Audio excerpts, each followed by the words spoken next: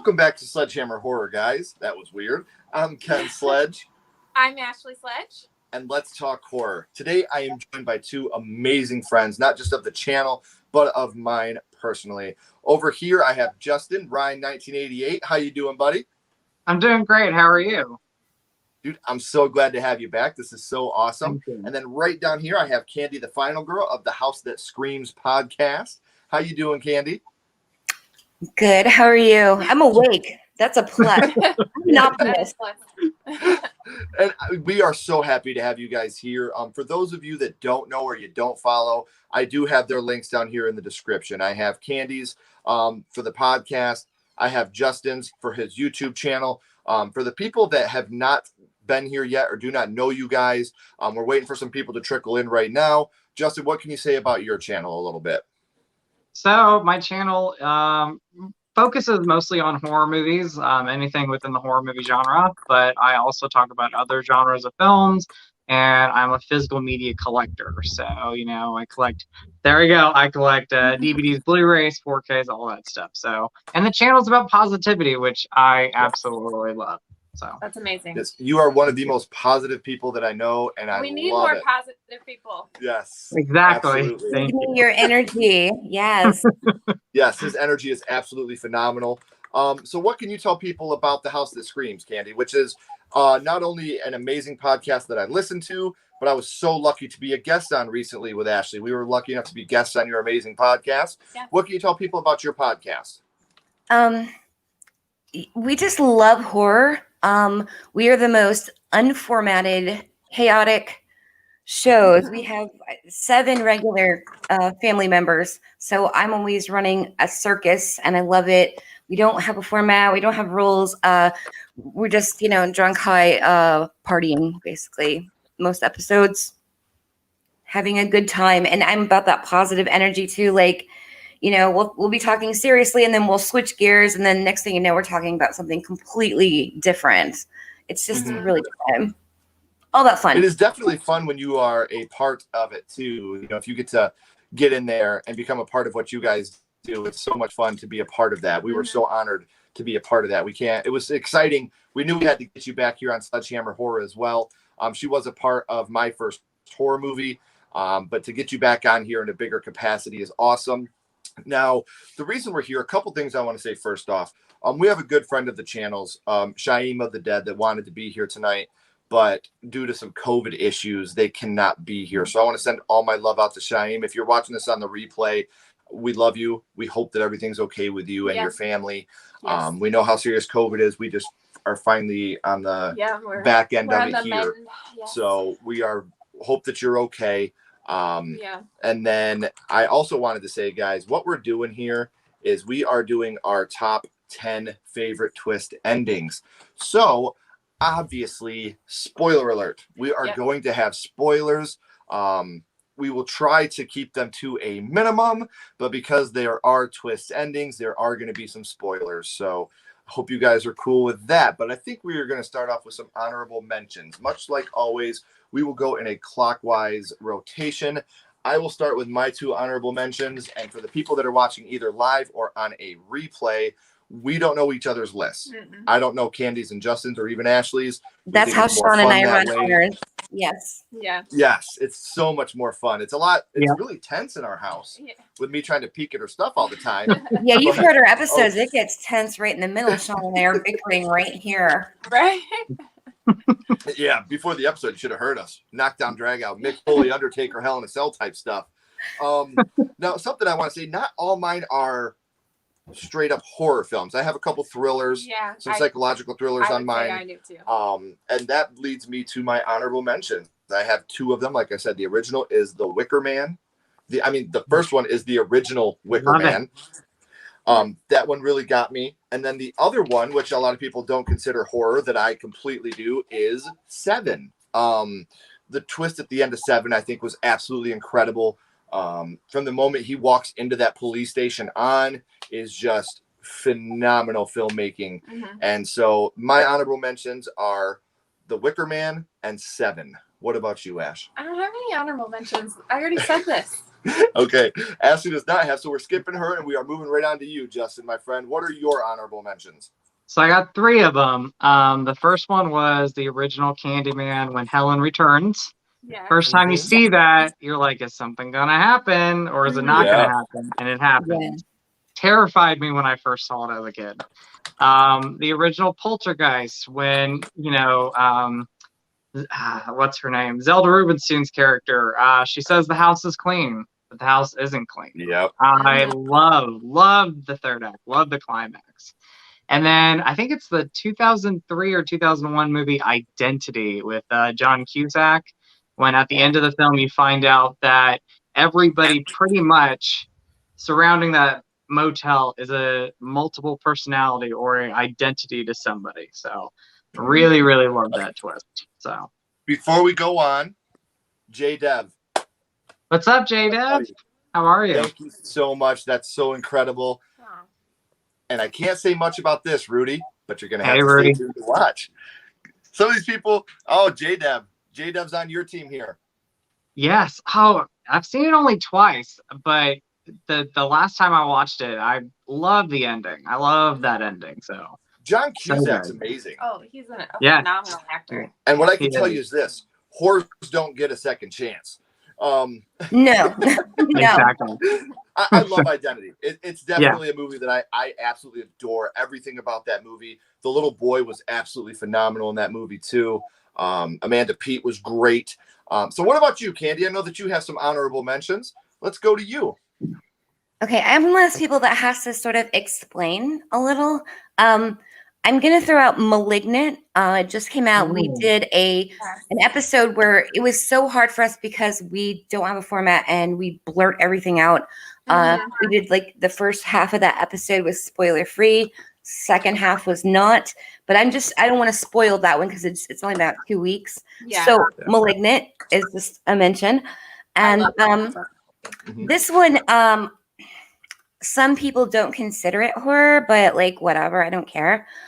Cube, the first Cube movie. Like if they had just stayed in that room, they would have gotten out, and just the realization of that at the end, and we have our sole survivor. And if you're a fan of the trilogy, like I am, the final film is actually the prequel, and we realized who that survivor is and how that person got there. So yeah, I mean really the whole series, but Cube, the ending, just knowing that they ended up back in the room they started in after this entire movie and all this crazy shit happened. Like I was like, oh my God, they would have made it.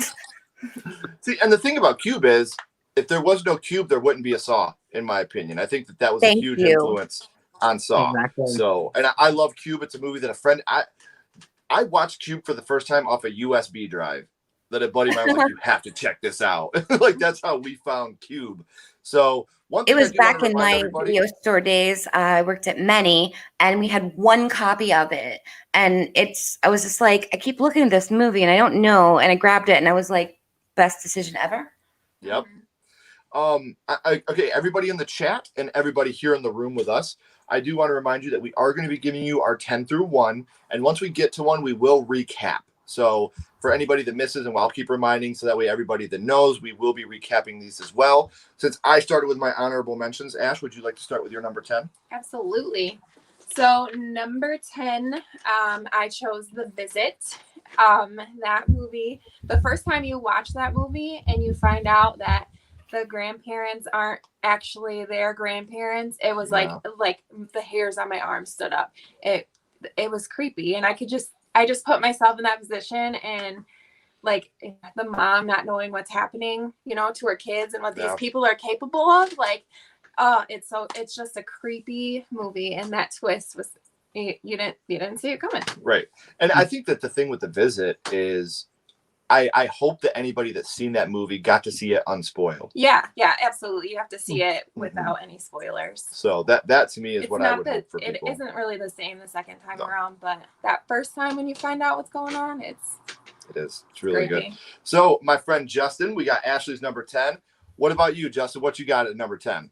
So number 10, I saw this movie in theaters, and when I saw the ending, my mouth dropped. Because you think it's going to be a happy ending, and it's totally not. And that's Sam Raimi's Drag Me to Hell. When Yes. Christine goes through so much in this movie, and by the end of the film, you think she's going to be okay. You think she saved herself, and you realize she did not, and she is dragged literally to hell. Yeah. Again, the first time I saw that ending, my mouth dropped. It was a great twist, and it was a really good theater experience watching that movie. I think it's a film that over time it's a little bit underrated. So if it's been a while since you've seen it, or if if you've never seen it, I spoiled the ending. Go and watch it though, because there's a lot of great things that happen in that movie. Yeah. But the ending got me. We've seen that in the theaters. We did. And I think that's one of Justin Long's best performances. It is. I agree. Justin Long is absolutely amazing in that movie. Yeah. And when you see him with that tear rolling down his eye, that's so beautiful. It's such an amazing thing. Before we get to yours, Candy, Nathan says that Orphan 2009 would be his number 10. And I wanted to bring this up right now, Nathan, because they are coming out with a sequel to Orphan that we all know, and I am so very excited to see this. Yeah. So I love it, Nathan. I that is not on my list. I can say that, but Nathan said that would be his number 10. And I do want to tell you guys, if you're here in the live chat, throw us your numbers as well. We'd love to read along with these as we're going. But before we do that, Candy, let's get to you. What's your number 10, love? I chose High Tension. We have the unreliable narrator.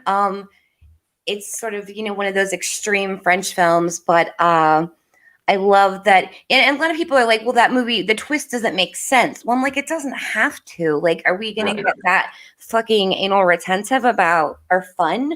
Like that movie, like blew my fucking mind. I'm like, I don't care about the logicality of it. Like, what a twist. It was great. Mm-hmm. Yes, to have her come out.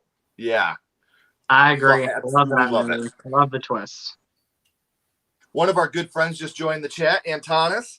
Hey, Sorry Antonis. for the first 10 minutes. Antonis, we better late than never, my friend. We love having you here. I got excited to see your name on there, my friend. So thank you for joining us. So my number 10, I'm going to take you guys over to Camp Arawak, and we are going to talk about Sleepaway Camp. Yes, yes. This is a movie, as a young lad, completely devastated me. To see all the crazy things that happen throughout this whole movie, and then you get to this ending, and the face, the penis, the everything. I'm a little boy, and I'm like, this girl has something that I didn't know ladies had, and now I don't know what to do with the rest of my life. I am just confused forever. And it's a movie that we forget how, because the ending overshadows everything about this movie. The twist is it's fantastic. It's amazing. But there's so many other things, like the curling iron scene, the bee scene, like the cook scene. There's so many amazing scenes in this movie that get overlooked because of how impactful and amazing this ending is. So I actually got to say my number 10 is Sleepaway Camp. And, at this moment, I would like to say something. Felissa Rose, I've actually, spoken with her quite a bit. She owns my Scream Queen palette, and there is a color for Felissa and the character Angela in it.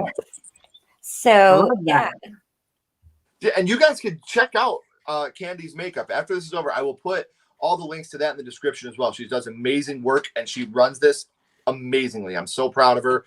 You can see all the great things that she does. So I'll have that in the description as well. Candy, thank you for pushing that, because I had it written down and I totally forgot. So make sure that you can interject that I love that Felissa embraces this role so wholeheartedly. She is a genuinely wonderful, sweet person. Like person. I've talked to her on video chat while I'm doing my makeup, and I'm like, oh God, I wasn't prepared for this. Like, I didn't have any makeup on. And I'm like, but still, here's my makeup. And she's like, I love it. Thank you so much. And it was really sweet. She's a very kind person. Absolutely love her. Yeah, she's always been a sweetheart to us anytime we've came in contact with her. What an amazing, wonderful woman. Evan actually brings up a point. He says the twist in Sleepaway Camp is actually one of the only things about the movie I'm not crazy about. I completely understand and I respect that. And if you look at a lot of this movie, it actually pushes like maybe the fact that having a homosexual father made her and a lot of that, a Yeah. lot of the gay panic that comes along with this movie doesn't hold up today. Regardless of that, you know, I am part of the queer community. Same. And I Justin as well.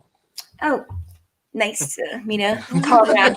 Yeah, we're always pushing our agenda. No, I'm kidding. No, but I wrote an article about Sleepaway Camp, sort of in its defense. But I did bring up, you know, like queer horror as a subgenre, talking about like, you know, this film, though it is controversial, is revered. You know, I know a lot of, you know, my brothers are both gay as well. So it's like that's their queen, you know? So they do have love for it. So that the community is split on that. And I sort of wrote it like an op-ed that was sort of in its defense. See, and I just want to say, like, for me, I'm just talking about when I do my top 10 twists, I'm talking about how they affected me on my first viewing. Yeah. Yeah. I'm not saying that all these movies are my favorites or that they hold up to me, but Sleepaway Camp is a movie that we both enjoy very much. I love that movie, but I'm just talking about how they affected me when I first seen them, how I didn't see these things coming. That's why they're my favorite. So I do want to add that disclaimer as well. So now we are up to our number 9. Justin is starting us off now. Okay. What you got at number 9, buddy? So I'm just saying it right now. This director has 3 endings that are on my list, but the first one of his is Insidious, and that is when you find out that Josh is actually possessed, and he kills Lin Shaye's character. Like, I saw that in theaters again. It was a great theater experience, and I always tell people, I'm like, did I have goosebumps because of the movie, or was it because the air conditioning was like right down my back? I don't know. I think it was both. Combination. Yeah. But and the Insidious ending is such a great film. Oh, and yes. for being a PG-13 film, Yeah. Which it I blows my mind how genuinely, truly for the most scary part, that is. I will absolutely sit judgment. Like PG-13, okay, you better fucking impress me. Right. I'm such a gore hound. And you know, I can watch that movie over and over and it still affects me. It still is creepy. It still has its eerie moments. It has a perfect setting. And I love the ending. Even though I know the ending now, every time I watch it, I love the ending. And the fact that Rose Byrne's character walks into the room and you hear Patrick Wilson's character, you know, say her name, you know, I think he says her name or something like that. And it kind of just ends. It's like, that is a How he's great like, ending. I'm here. Yes, there we go. I love it. I love it. Tiptoe through the window. Oh yeah, like, I've never heard that song the same ever again since I saw that film. Tiny Tim was such an amazing performer. He was just like so unique. So yeah, that was like a brilliant use of a song, like in a film. Like all the applause for that. And I think it really brought, you know, I think Lin Shaye was always acting, but you know, we knew her from A Nightmare on Elm Street as the teacher. Now she's in this, you know, franchise. It's really her own. And I've met her and I absolutely love Lin Shaye. She is the best. So, which is funny because we all know her from Nightmare on Elm Street as the teacher. But for me, the 2 things I've always been, you know, Lin Shaye was the most recognizable for is the landlord in Kingpin, the creepy landlord in Kingpin, and then the badass bitch mom in Detroit Rock City. Like, those are the 2 Lin Shaye things that have always stuck with me, the Lin Shaye characters that have always stuck with me. And I want to add something real quick before we move on, because while we're on Insidious and Tiny Tim, if you guys want to see an amazing performance, go on YouTube and watch Tiny Tim perform Earth Angel. And you'll hear him doing a lot of the baritone, Earth Angel, and he's amazing. And then he goes into the, I fell for you, and it's still just so good. Like, so check out Tiny Tim's rendition of Earth Angel. I promise you won't regret it. But before then, you got to hear all the way down to number 1. So Candy, let's go to your number 9. Okay, this is going to be a little controversial, but if I'm not being controversial, what the fuck am I doing? We just recorded this, but as you know, we release episodes in whatever order we want. It would be Scream, the killer reveal. Now, that's one of those ones, like the first time you watch it, it really blows you away. On subsequent viewings, you're kind of like paying attention to little nuances and so on and so forth. My feelings personally about the Scream franchise, that's a whole different topic. But yes, I have to give credit to the first film. I love the the killer's reveal. Yeah. Yes. I was Real gonna- quick, Nathan says Blood Rage twist from 1983. That's a great What a choice. great pick. Nathan always Um, comes in with the fire, man. Every does. time. Nathan, no matter what we're doing, Nathan, I got to get you on here. DM me on Instagram, please, so we could set something up. Oh, here we go. I knew this was coming, J-Dev. I knew this was Yeah. coming. Justin, I'm sure you did too. I did too. You know, I want to say Candy. I almost put that on my list. The first time I saw Scream, you know, I was expecting one killer. Like, you think it might be this person or that person, but when it's revealed that it's two killers, the first time you see it, your mouth drops. So I almost put that on my list. Yeah, and not only just with the two killers. I mean, we obviously did Billy really surprise us? No. Yeah. But did Stu surprise us? And my love for Matthew Lillard runs deep. For my birthday episode on the show, my birthday is going to be on Tuesday, but we're doing Monday, and Sledgehammer Horror is going to be on the episode. We're doing SLC Punk for one of our Salt Lake City non-horror. Punk. Yeah, it's my favorite movies of all time. So that was my birthday request this year. So yeah, Matthew Lillard is just like, I fucking love him. Yeah. Just love him, and he's so great in this. Yeah, I love that Everything part. he does in that movie is Fucking 100%. woozy here. Liver alone. Live her alone. So, my number 9 is a movie that, if we were counting it as a movie, would be much higher because I adore this movie, and it is M. Night Shyamalan's Devil. Ooh, Devil to me is a fantastic movie, and the twist to me isn't who the devil is. The twist to me is the reason the detective is there watching. Right. That's the big twist for me. I'm so sorry. Like, that is fucking powerful. And, you know, to go back and relive the reason that he's there was super powerful and super awesome to me. It's Shyamalan at his best in Devil. There's a lot of Shyamalan that didn't land as well. We're both big Shyamalan fans. We weren't too big on Old, but we are both big Shyamalan fans. I But have never heard anybody who likes Old. I haven't seen it yet, so I was not a fan. Erica on Devil my to me show, and is- she's my partner in the makeup company. Yeah, she came back from that movie and she's like, "Fuck that movie." That's See, kind of our reaction. I think the thing for us is Old is a decent enough movie. It's just not a good Shyamalan movie. Yeah. Like, Mm. I expect more from him. This was just your good run-of-the-mill movie. Mhm. But you get built up because of the expectations you have with M. Night Shyamalan, especially with the pedestal that we hold him at. Right. You'll hear a lot of Shyamalan, I'm sure, between our lists. But you've Well, I mean, already he's heard... known as the Twist King, you know? Right. What's the twist? You've already heard The one? Visit, and then I've got Devil. And Devil I would probably put in my top 20 favorite horror movies of all time. The performances in that movie, the seclusion, the anxiety, I absolutely adore it. So real I quick, love it. Rudy just said, I love Salt Lake City Punk. I have the DVD. Wish it was on Blu-ray. I know, the I'm sun hoping never for a sets on release. my asshole, my friend. Yeah. I completely agree. I had growing up in a punk rock community, you know, me and my friends, Salt Lake City Punk is one of the things that we just absolutely adored. Matthew Lillard is cool. Have you had a chance to meet him yet? What about you guys? Have you guys met Nope. Matthew Lillard? No, I take that back. I didn't get an autograph, but I was with friends, and so I got to talk to him, and he is a super nice guy, like very, He seems very like a friendly genuine person. dude. Yeah, I'd have he told him I is. liked him best as Shaggy. Yeah, I you know, love him. and he also not just did Shaggy and the only two that I consider films in the Scooby-Doo live action franchise, but once Casey Kasem fell ill, who had been doing the voice of Shaggy since 1969, he took it over and Yeah. since those live action movies because he did such a good job. He did. And we just don't see him enough. But hopefully, Rudy was it. I hope that when we release our SLC Punk episode on the House That Screams, like I said, Sledgehammer Horror will be present. I know Ken. I don't know. Ashley hopefully will be there too on Monday.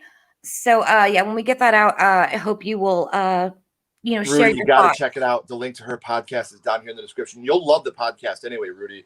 They do an amazing job. So We're crazy. J-Dev has met Matthew Lillard. J-Dev, what was your opinion on Matthew? Before we get your answer, Linton. Linton, welcome to the chat. The Sixth Sense twist blew me away. Now, I can't say if that's on my list or anybody else's list, but if it is, I'm sure we will get to it. Awesome. While we're waiting for J-Dev to tell us about his Matthew Lillard experience, would you like to give your number 9, my love? Yeah. My number 9 is Us. So I know that you weren't keen on that movie. And I know you thought that the twist was predictable. Mm-hmm. And part of it was like the girls being switched. That was pretty predictable. But like having everybody have their own like doppelganger underground, like I thought that was a pretty good twist. And I did too. yeah. I love Jordan Peele's. He's such a big horror fan, and we talk a lot of '80s horror on my show. We talked about Chud, and he specifically cited that as an inspiration. If you haven't seen Chud, we did an episode on it, but watch Chud, and you will see the influence there. That's awesome. Write that down. Yep. And I love Lupita's performance in that movie. She does such an amazing job. Yeah. I absolutely love her. She's Now, I really wasn't convincing. Now, my thing is, like, before, I didn't mean to interrupt you, Justin. No, you're fine. I didn't hate the performances in the movie. I didn't hate the plot of the movie. You hated that it was predictable. I hated the predictability of the twist. Much like Spiral, the story of Saw, I love the movie, but the predictability of the twist bothered me a little bit. So, like you said, performances And were also amazing. a lot of people who don't care for Us, clearly that's not your defense of, why you don't like it necessarily, but they were, expecting another Get Out.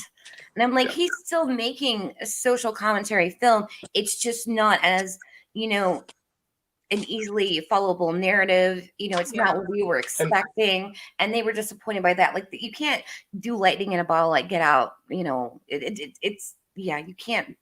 And nothing was going to live up to that, basically. Right. And you don't have to have social commentary up in the forefront of every single movie that you do.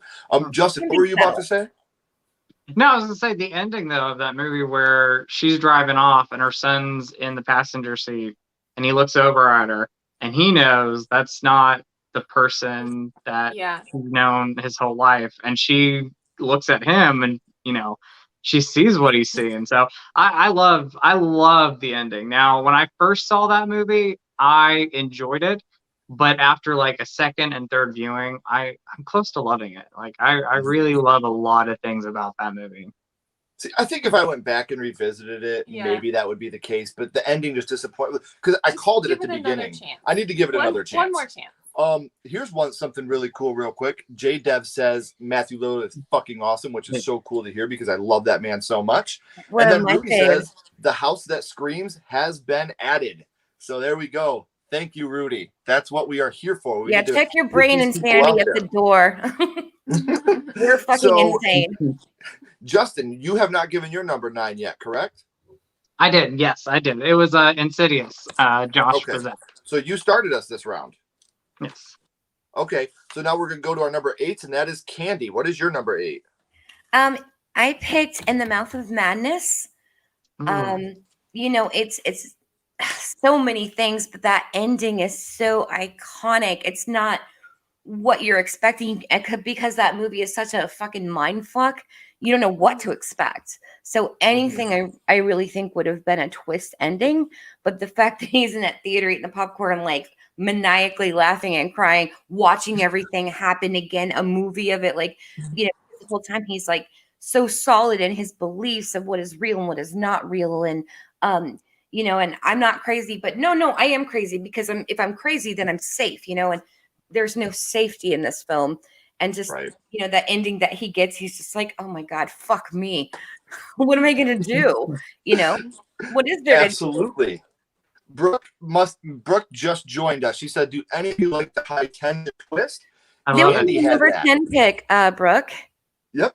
Candy had that, Brooke. I'm glad that you brought that up because she even brought up that a lot of people say that they don't like it because of certain reasons with the plot and realistic ability, but it's still an amazing twist that hits you in the stomach. So I'm glad that that's on your list, Brooke. And Candy, it was on hers. It may be on one of ours, but we haven't got there yet. So My number 8 is a movie that I feel is one of the most influential horror movies in my life and a lot of other people's, and that would be Alfred Hitchcock's Psycho. The Norman Can't do Bates this without reveal. doing Psycho. Yeah, you know, that Norman Bates reveal at the end. I remember as another one that, you know, as a young man watching that, Vince Vaughn's performance in that movie. Everybody's like, "Fuck you, Ken." No, I'm not talking about the side 90s eye. movie. You got some strong side eye for me. I was like, No, but you know, to see the performances in that movie and just, you know, to find out that the mom's been dead the whole time, that Norma's been dead, and now we have this crazy guy when he runs in that room for the first time with that knife when they're in the basement. The movie is the score, the acting, the cinematography. It was Hitchcock at its best. And Antonis, I agree with you. It's one of the best horror movies ever made. Everything about that movie is absolutely phenomenal. and a lot of people don't consider it a horror film because totally you know, Hitchcock, it's a slasher. you know, it's like you know, it did bring about the modern slasher. It's like the granddaddy right there, and we talked about that in our episode on Psycho. Absolutely. And I gotta say, with Anthony Perkins, like, damn, did he fucking sell that shit? Well, see, you got Psycho and Black Christmas to me are really, you know, the starters of the slasher genre. So, yeah, Psycho definitely comes in at number 8 for me. What do you got at number 8, my love? Number 8, The Boy. So that movie completely creeped me out when you find out that it's like a real man in the walls, and it's a real boy. Yeah, it's creepy, and it's a good twist to me. See, and I completely agree that I didn't see the twist come, but this was another movie that I wasn't a huge fan of. Yeah. Obviously, I love Lauren Cohen. I love the acting in the movie. I love Lauren Cohen. But it just didn't do a lot for me. But I do agree, like, because you're thinking the whole time that it's a doll. And it ends up being this man crawling in the walls and doing everything and, like, watching her, and that's creepy. And a fun fact here, inspiration of mine and someone that I can now call my friend from the Juliana theory, wrote the score for The Boy. And so it's really cool, you know, to talk to him and learn about these things. And you guys may learn what his first horror movie is here pretty soon. So that is your number 8. Justin, you want to give us your number 8, my friend? Yes. So going on to another James Wan movie is his first movie, and that is Saw. You know what? I love that movie. And I remember the first time I saw the film, and you see John Kramer get up, and he's been in the room the entire time, and you think he's dead.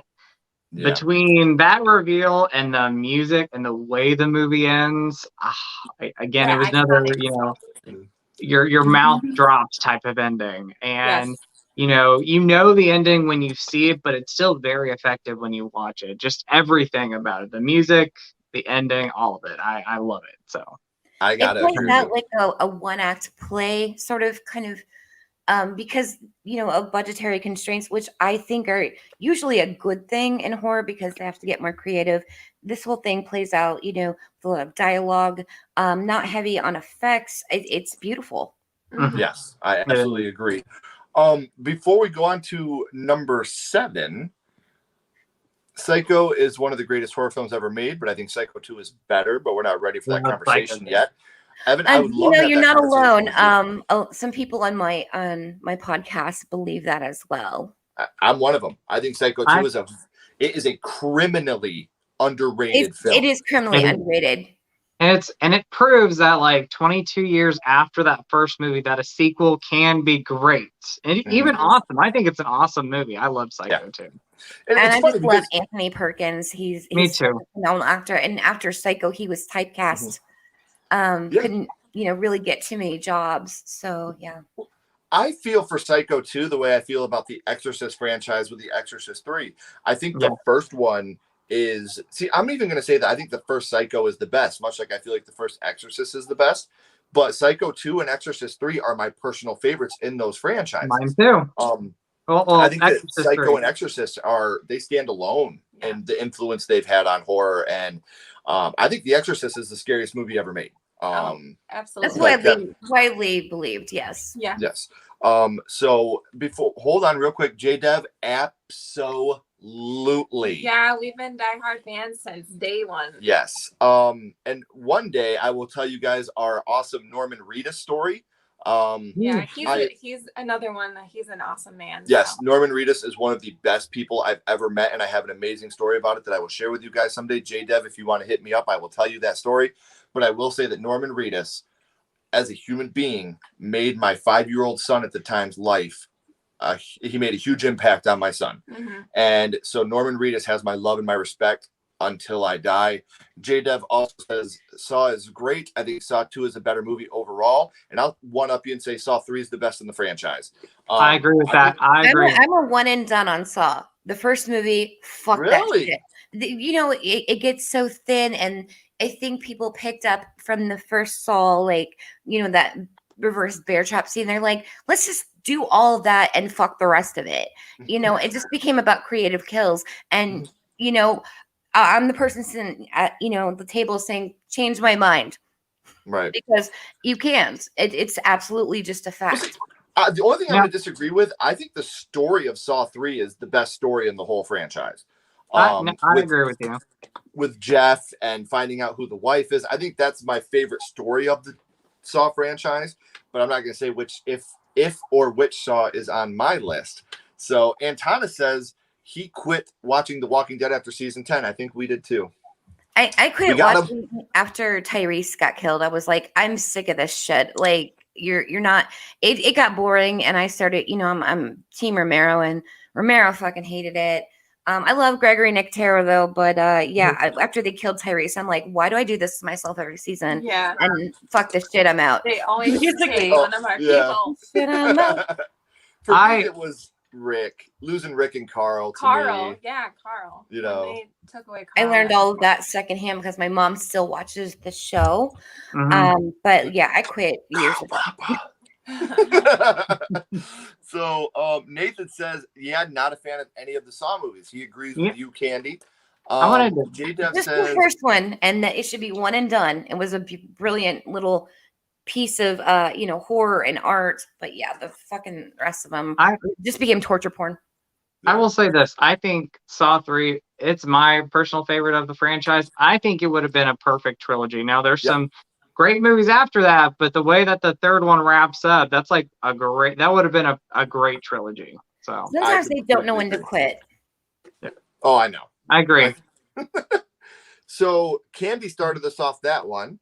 So it looks like I am in with my number 7, a movie that has already been talked about here so far. What's your favorite scary movie? Scream comes in at number 7 for me. And I wanted to add on to what you guys were saying about, believing Billy and Stu. And what we can't forget is when we first seen the movie, we just watched Billy die. Mm-hmm. Yeah. We just watched Ghostface stab him to death. Right. And then we see him come down and you think that he's going to be the hero, but then we all go a little mad sometimes and he psychos us. And then that's the big reveal. And I just remember being like, how did this just happen? We watched this guy die. It was very neo-giallo because the red herrings and giallo is very directly responsible for the slasher, kind of genre. So that's a very giallo moment. Yeah, and I love it. Even his face when he just turns and he has that crooked smile. Like the minute you see that, your heart just drops down into your stomach. Like, here's we go. Favorite Saw trap of all time. Now, I'm going to go on here and say I am lame as fuck, and I'm going to stick with the reverse bear trap. I know that it's predictable. I know that everybody talks about it. You can't kill a classic, man. I wholeheartedly believe in that. What's that? Which one? Like what you like. And fuck everybody else. Like if if it's predictable, who gives a fuck? You like it and that matters to you. So it is sacred. I mean, hey, J-Dev says the rack. What a good, that's rough for me. Nathan, I want to address this real quick. Would Black Christmas ending be considered a twist? If so, that would be my number 7. So. Totally a twist. Yeah. He's been in the house the whole time. Yeah, absolutely a twist. 100%. That and I also. Oh, I'm sorry. No, I was gonna say that, and also the fact that, you think that they got the killer, like, Olivia Yeah. Hussey's boyfriend, they think is Billy. And then at the very end, when that camera slowly goes up to the attic and you hear the laughing or you hear him talking, he's still there. I mean, it's crazy. It's a great ending. Great ending. And let's not forget how amazing Olivia Hussey is in that movie. Oh, yes. Like, how she's never in any conversations for Best Final Girl pisses me off because she absolutely annihilates that movie. I still get chills when she's calling to her friends upstairs when she knows that somebody's in the house after getting the call.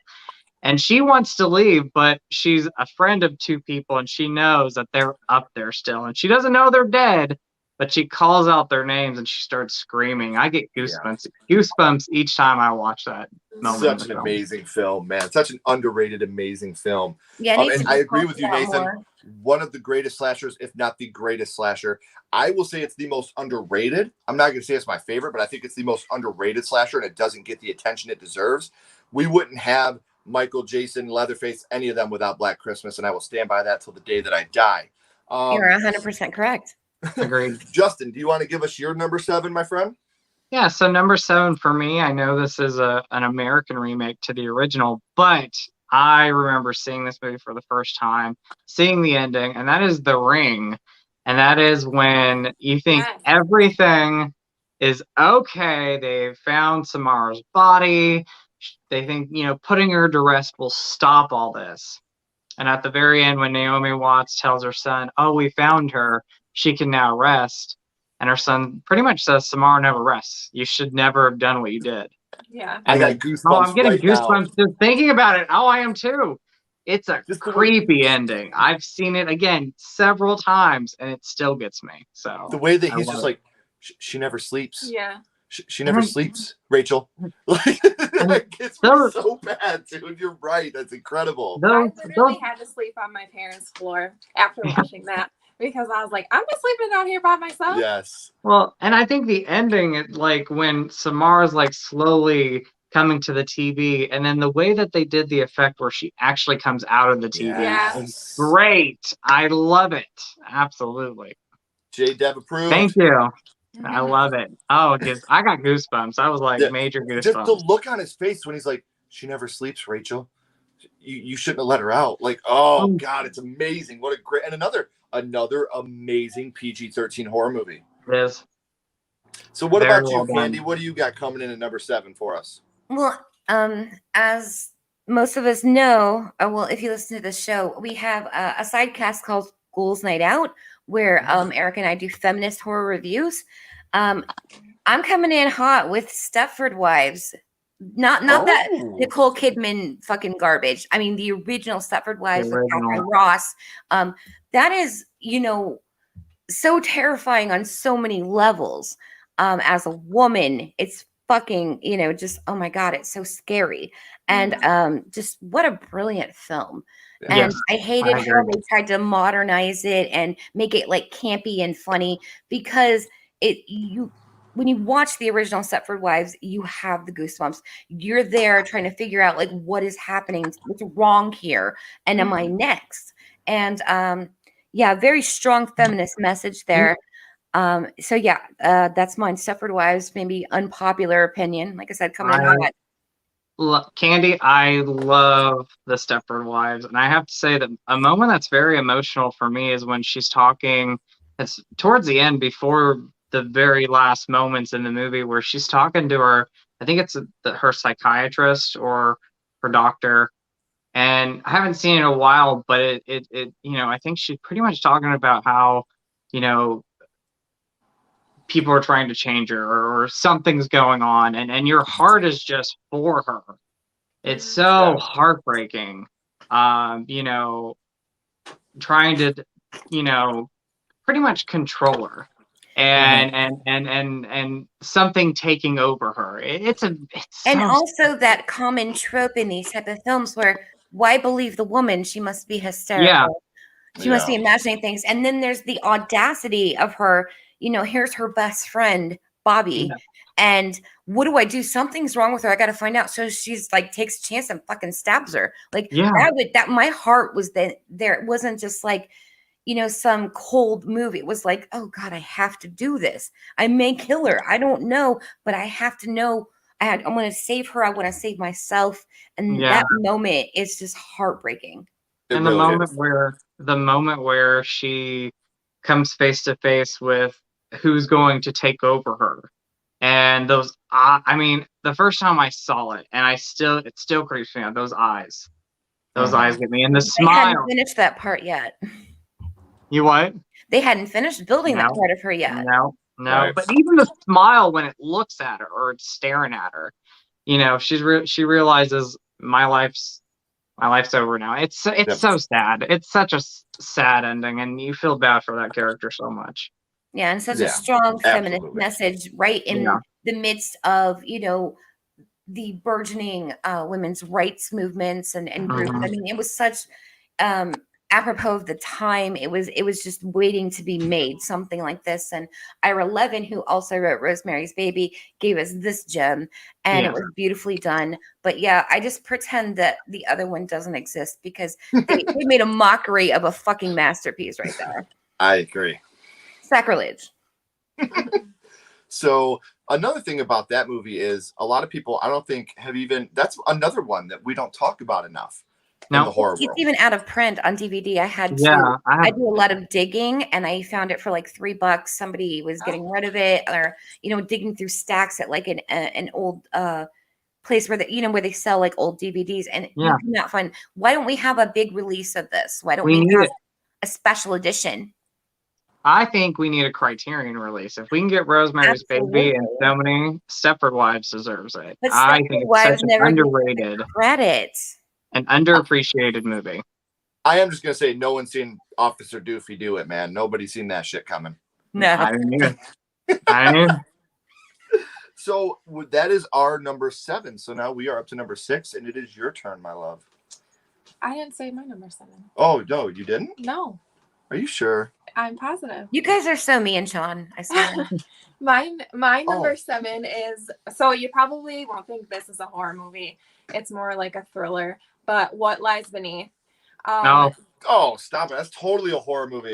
That is. I believe it is, but some people don't think so. Oh my gosh, the bathtub scene alone. So that movie, the end, like the ending of that movie, and it had me on on my seat the whole time. Like it was very creepy. Well, how you find out like the husband, had an affair and he really killed her, and she's trying to like communicate with her. And well, let's talk about how that's the stepmom. The girl that he killed is the stepmom in Dead Silence, if you guys remember correctly. Yeah.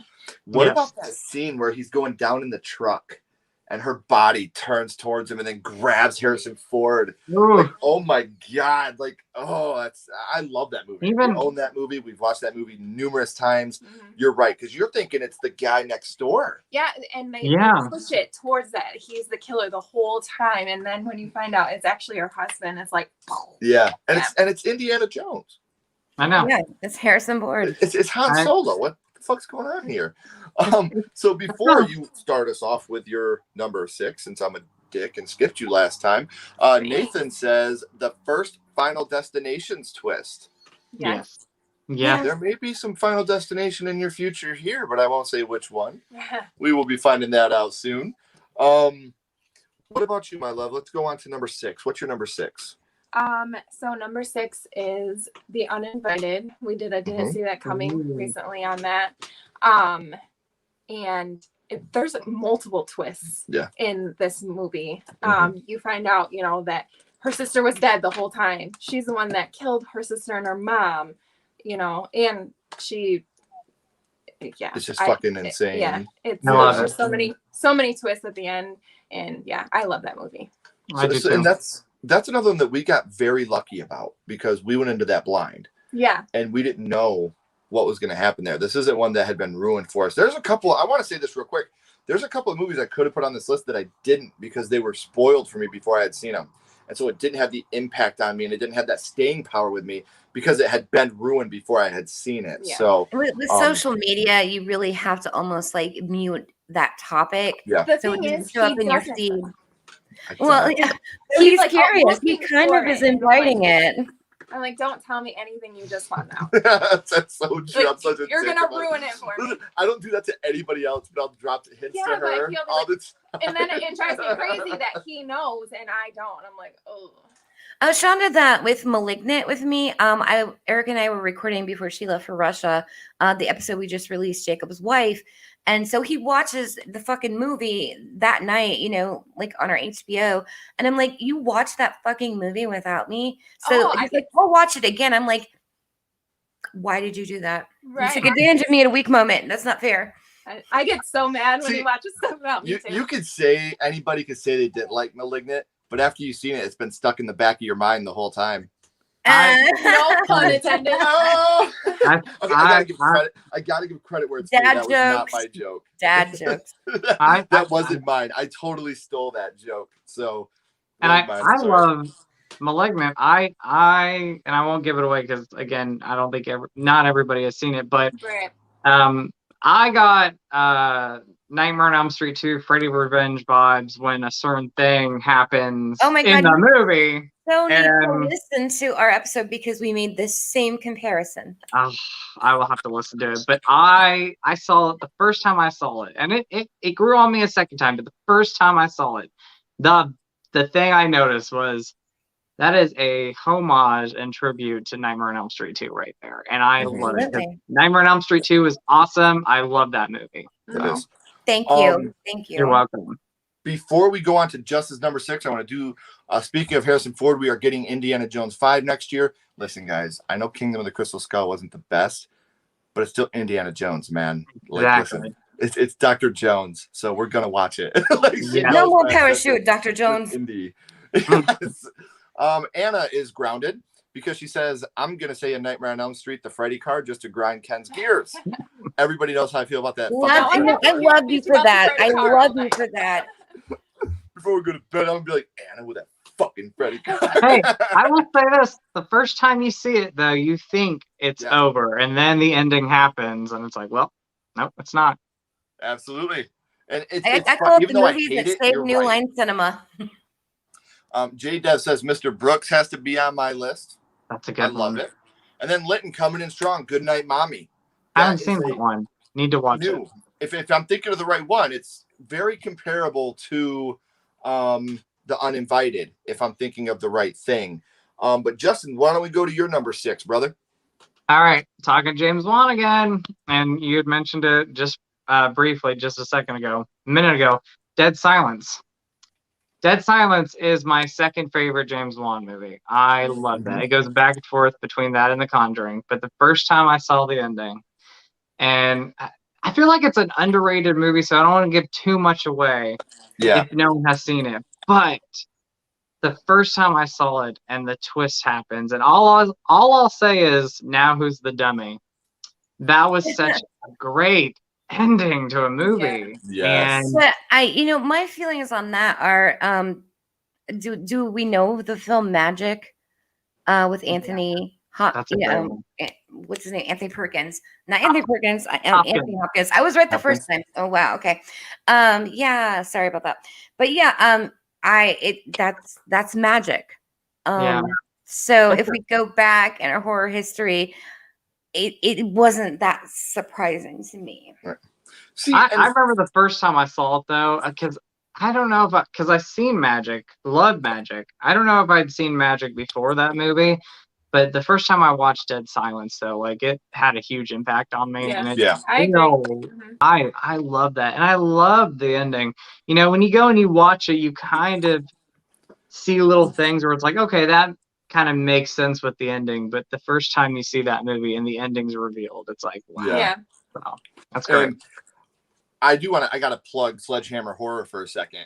on Sledgehammer Horror, we have our podcast me and Ashley do called Didn't See That Coming, and we did an episode on Dead Silence, and Ashley dressed up as a ventriloquist dummy for the episode. Which I love the video. Great job. And it was fucking awesome. We had so much fun with that. That's one of my favorite episodes. Oh, I we've love ever done, cosplaying for episodes. It's really Oh, fun. we do too. Ashley's so great at it. Eric Her and I ideas are always fucking competing, awesome. like, we're going to wow everybody. The guys just compare shirts. Like, I got to from, terror threads, and I'm like, all done. Right. Rudy says, Good Night Mommy was a trip. Yes, similar to The Uninvited. So it is the movie I'm thinking of. And yes, you're right. That movie's crazy. It's awesome. Linton agrees with Justin, says Dead Silence is one of his favorites. Mary Shaw is super sexy in that movie. I do got to drop that line real quick. It's a very underrated. Jamie, welcome, Jamie. Hey, Jamie. Nice to It's see an you. underrated James Wan movie. Underappreciated, underrated. That movie is so Malignant fucking good. has brought it back to being talked about. I Yes. will say that. It's I agree never with that. talked about really heavily at the moment because of Malignant. Well, and I love that. I love the fact that people are going to go back and relive this movie, or even people that have never seen it, because this came out right as Saw and Saw 2 were like still, losing their steam a little bit, but they were still really heavy. So people went into this looking for a Saw type movie, and it's not. Like, It's it has a not. twist and it has little Easter eggs like the Billy puppet and stuff like that, but it really isn't in the vein of Saw. And can we also talk about how fucking badass Donnie Wahlberg was in this movie? Yeah. Oh, yes. Yeah. Like, he's so fantastic. Like, how do you keep your skin so smooth? Yeah. And it's a scary movie too. I think that's actually a very scary film. Like, it's very eerie. It's got some eerie moments. I love the design, the look, the setting. I love that. So, Dead Silence. Why did you bury me, Jamie? Yeah. So great, man. Yeah, we love that movie. We adore that movie, and it legitimately scared the shit out of us Oh, the first yeah. time Yeah. we've seen it too. So completely agree I with walked you. out of the room at one point. I had to walk out of the room. I was like, okay, I gotta take a break. Like, Well deserved break. Yeah. So what about you, Candy? What comes in at number 6 for you? It's already been spoken of. I was dubious about putting on the list because I knew someone was going to bring it up, but I still put it on there. It's Psycho. So I'll take this opportunity to say, Hitchcock is one of the directors on The House That Screams. We're like, he's a dick, but we respect his art. But Anthony Perkins is he's literally the guy next door. I mean, he's so charismatic and sweet, and I loved the ballyhoo type stuff of movies back then. This was 1960, and Hitchcock made sure that every theater had like a thing where you couldn't buy a ticket late, because it's one of those, it gave us so many things that would later become tropes. So people who have seen other things and go back and watch Psycho are not excited, but if you've seen Psycho before this shit, it meant a lot more. And you couldn't even get a late ticket, because it's one of those movies you think you're watching one thing and you're watching something else. Yeah. And you never see that twist coming. No. So kudos. So No. I had to make my list. Sorry. No, I agree with you. I think that It's required. it's one of the, for me personally, it's one of the first twists that I can really remember outside of The Empire Strikes Back. With Darth Vader being Luke's father, spoiler alert. Yeah. Those two are the first two real twists that I can really remember, even as a young boy, just being like, whoa, what the fuck? So I completely respect, and I love the fact that you have Psycho. Before we go to my number 6, I want to catch up real quick. Linton says, Don't Hang Up. I have not seen Don't Hang Up, but I want to. I have not seen it. I've heard I great things about Don't Hang Up. I don't think I've seen that one. Maybe, I don't know. I don't think I've seen that one. I've heard of it, but I have not seen it. I've heard amazing things about it. 2016 film. It's got I'm looking in here. Greg Sulkin, Garrett Clayton, Bella Dane, Parker Sawyers. It's something I've heard great things about, and it's on Tubi, and it's on Prime. So I look like this might be a film that the Sledges watch tonight. Yeah, I have the infamous list that I talk about in every episode. It's a real thing. I really do have the list, because sometimes I can't get around to watching the horror movies that I want to watch, Yeah. because I have to watch shit, like get refreshed Yeah. for the show, because we record like Mad Men, like 3 episodes a week sometimes. I'm like, I'll right get now around to it.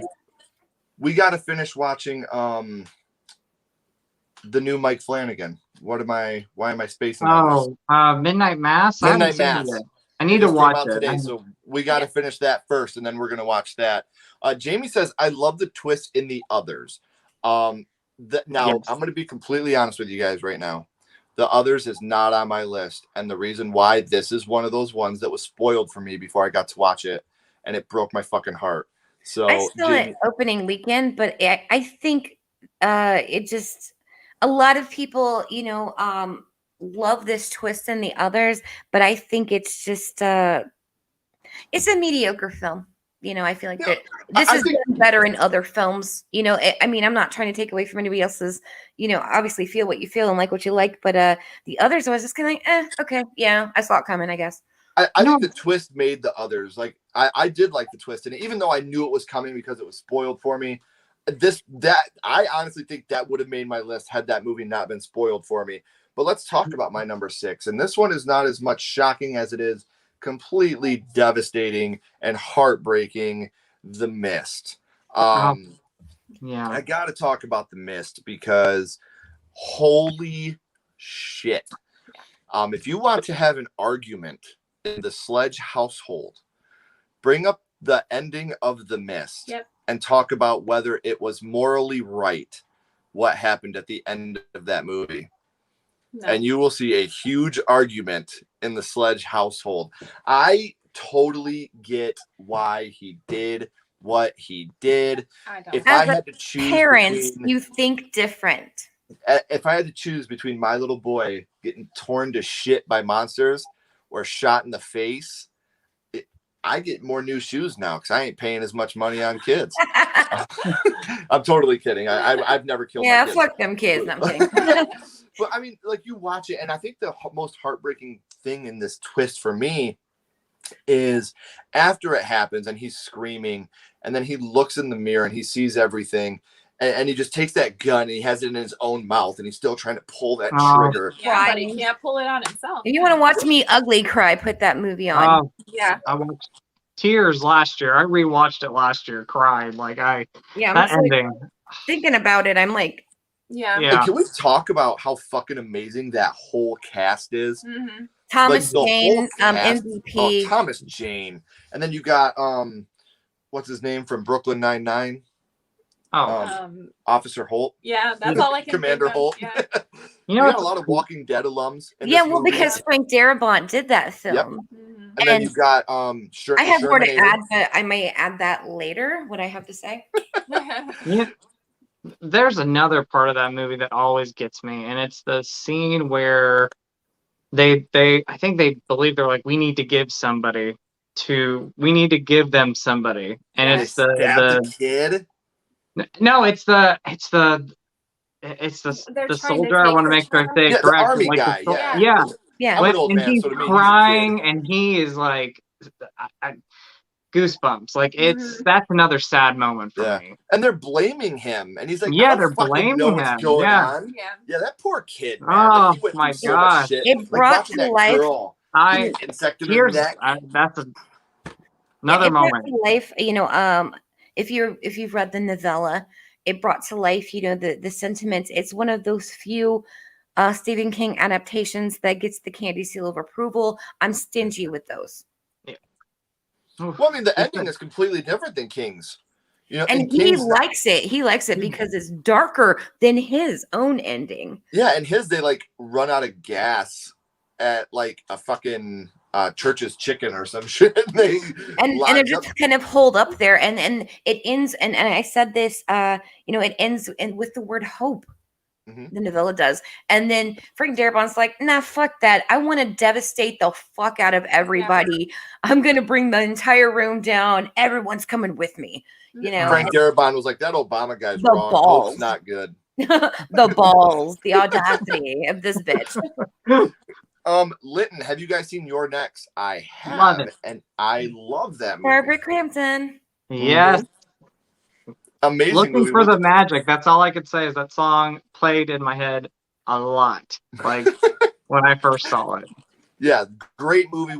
That's another movie that has an awesome twist to it when you find out what's really going on. So now, Justin, we are halfway through the list at number 5. Let's start with you, buddy.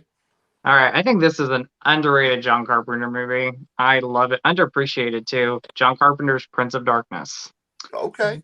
I'm a huge, huge fan of that. And the ending still gives me chills. And it's not, I don't know if it's more of a twist, but it's more of like just when you watch the film and you finish it, there's a lot of images and scenes in that movie that get to you. And there's a moment in the movie where this being is being pulled, pretty much the devil is being pulled out of a mirror, and you see his hand. Creepy stuff. And then all of a sudden, the lead female character in the movie, I can't remember her name, she realizes that if he comes out, the world's gonna end. It's over. And I have to do something about it. And you could see her crying, and she sacrifices herself and jumps in that mirror. And Donald Pleasance breaks the mirror. And the very last moments of the film, the lead guy's having this dream. And in the movie, if you've seen it, there's something coming out of the church, and it's a broadcast. And this voice is saying, "This is not a drill. This is not a drill," or something like that. And you see the woman, she's the one coming out of the church. Yeah. That movie is a scary John Carpenter movie. I love Prince of Darkness. And if I can add in a little addendum to that, he had what he refers to as his Apocalypse trilogy. Yeah. He talks about one of them, which is In the Mouth of Madness. Now we have this one, and the other one would be The Thing, of course. Yes. But can we also talk about how when Donald Pleasance broke the mirror in Prince of Darkness, he shot it 6 times. 6 times. 6 times. That's right. That movie scares me though. That movie creeps me out. Just the Anything with idea. the devil legit scares the shit out of me.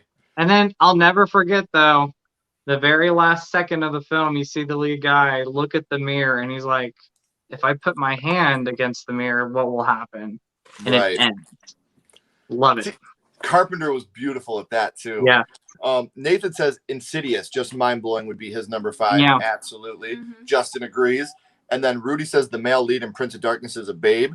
He is, Rudy. I can't disagree. Yeah, I mean, I stand that. He is. So what about you, Candy? What's coming in number 5 for you? Well, it's already been talked about. It's The Mist. Yeah, The Mist, the novella, I'm a huge reader. We've done some literary discussions on my show, and we did a Stephen King one, of course. And when I was in labor with my daughter, and it was 3 days, I was reading The Mist, and I would have these, because they would give me morphine. I have these fever dreams of the fucking mist. And then this movie comes out, and it goes even darker. Yeah. Mrs. Carmody is even scarier in the film. Craig Darabont was a fucking genius. And that ending, rips your heart out. You don't see it coming, especially there's the devastation of what he did to, save everybody. But then here comes the reinforcements, and that's even more devastating. That devastates you more than anything, because oh shit, if I would have hesitated. And so I don't want to be the only one. I'm survivor's guilt. Just fucking kill me now. If I had just killed my child right before the reinforcements came in, I'd be fucking kill me. Yeah. Please. I don't have any bullets. Fucking kill me. Yeah. It would take everything in me not to charge at the tank. Just let it run me over, man. Just take me. I got no reason to be here anymore. I love my fucking kids, gone. and I couldn't live without my kids. I agree with you. Nope. My number 5 has already been talked about as well, and that will be Bewaring the Stare of Mary Shaw. Yes. Dead Silence. Again, this movie is just, there's so much about this film that, with the twist at the end, and I'm going to go with you, Justin. I'm not going to talk too much about it, because I would like for people to go back and relive it. But I didn't, and when they're doing the whole reveal, and can we also talk about Saw a lot when it comes to score. Yeah. Can we talk about this Dead Silence score for a minute? Yeah. Love the it. score in this film is just so fucking good. the acting, like I said, I love Donnie Wahlberg in this film. I think Donnie, you know, my favorite new kid, comes in and just absolutely wrecks the film. Like I'm telling you, like every time I watch it, I laugh out loud when he's like, let's talk to my friend, and he pulls up Billy and he's like, why did you bury me, Jamie? Like, that's just one of those scenes that gets me every time. And then when they're there and you think that they're gonna win when they're burning down the old boathouse, and then Donnie falls and screams, and you see him come back up with his mouth, and that movie is so good. His razor still vibrating down on the crowd. Like, and you got that. Go ahead. I would say, I would say, and you got that moment where the lead guy's in the hotel or the motel with the dummy Billy, I think's his name. Yep. And you see like Mary Shaw at one point behind the curtain, and like that red light coming through the room. Oh, creepy. Yeah, so creepy. Absolutely. And another thing I want to talk about. This is a twist that I will spoil. When she tells him that he wasn't the last Asher. Yeah. Oh, yeah. You know, and you're just like, ooh. Like jaw drop. Like that almost goes back to 7 with the box. Yeah. You know, what's in the box? You get that feeling again of, oh, you little bitch, you old bitch, you sexy bitch, whatever you want to say about Mary Shaw. But hey, Chud's here. Real quick. Hello. Hi. Hello.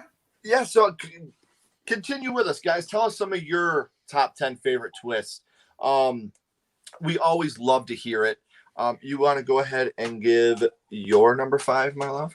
Yes. Okay, so this one's probably considered a thriller also. The Secret Window with Johnny Depp. Why'd you put the hat on? I don't know. Yeah. Like when you find out that he has multiple personalities and that, you know, the bad one took over him at the end, and it mind blown. Yeah. I can honestly say I'm not a big Johnny Depp fan. Hear me out.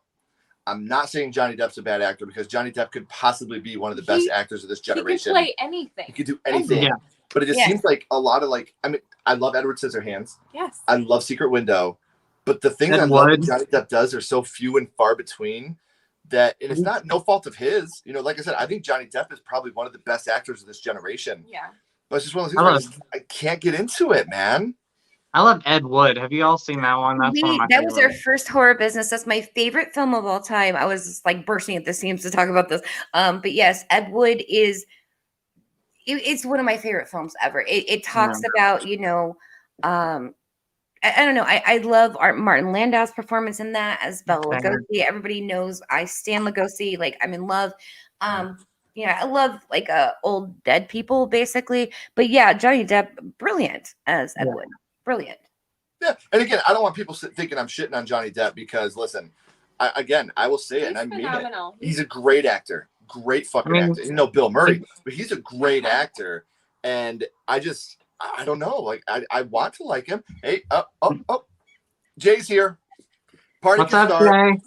I'm gonna say, and how many people can pull off a crop top like Johnny Depp in Nightmare on Elm Street? I'm just saying. True.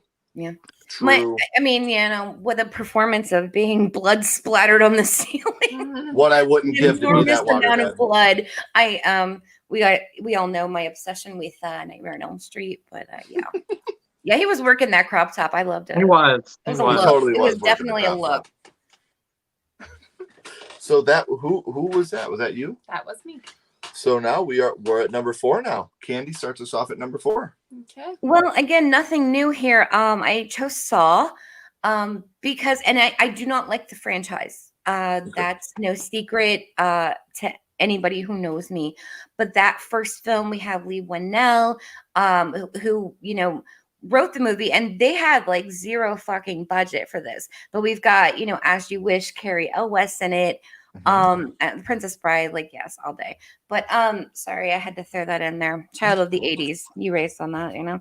But it's like a play. And it's so reliant upon the dialogue and the interaction of these characters.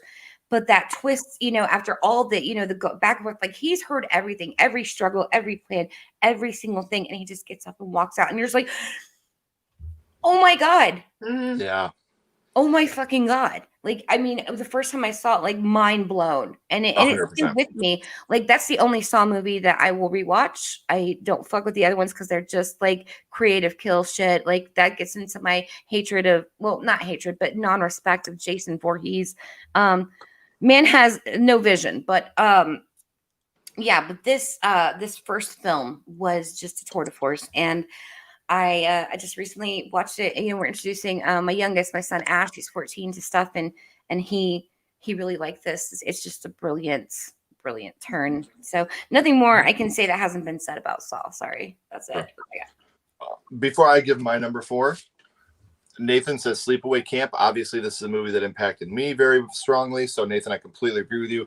That wasn't my honorable mentions, which we will be talking about again here in a minute. Now, this is something I want to say right here. I've never agreed with anything more than I agree with Jay right now. Justin in a crop top. I mean, Johnny Depp. it could happen. You never know. October's upon us. Jay you. says great choice, Candy, on Saw. Thank you.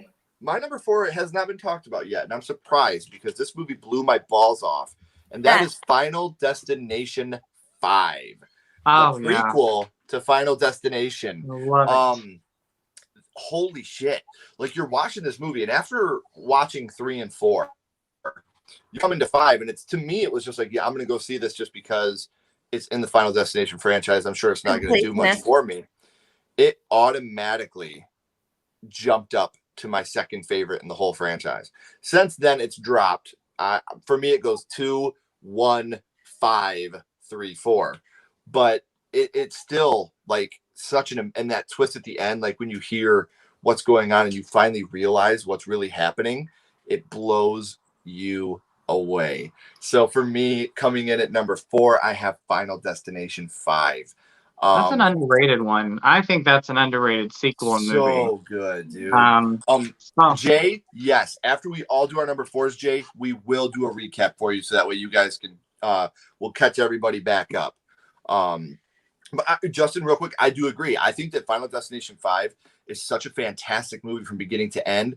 And you get that this is one of the films where, besides the first one, I love the characters the most in this one. Yeah.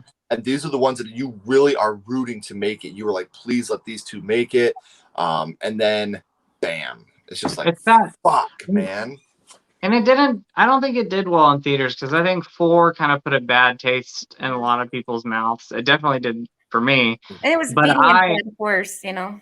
Yeah. You what? It was beating a dead horse. It was. Yeah. But 5, when I saw that in theaters, and I've had buddies since that movie's come out, and they said, I wish I would have saw that movie in theaters because that's one of the best. And it is one of the best. I love it. It really is. Wasn't it in 3D? No, that was 4. 4? No, 5 was in 3D too. I saw it in 3D. It was pretty awesome. Yeah. I don't like 3D. Yeah, we can never go see 3D. He doesn't like it. It makes Daddy sick. I'm sorry.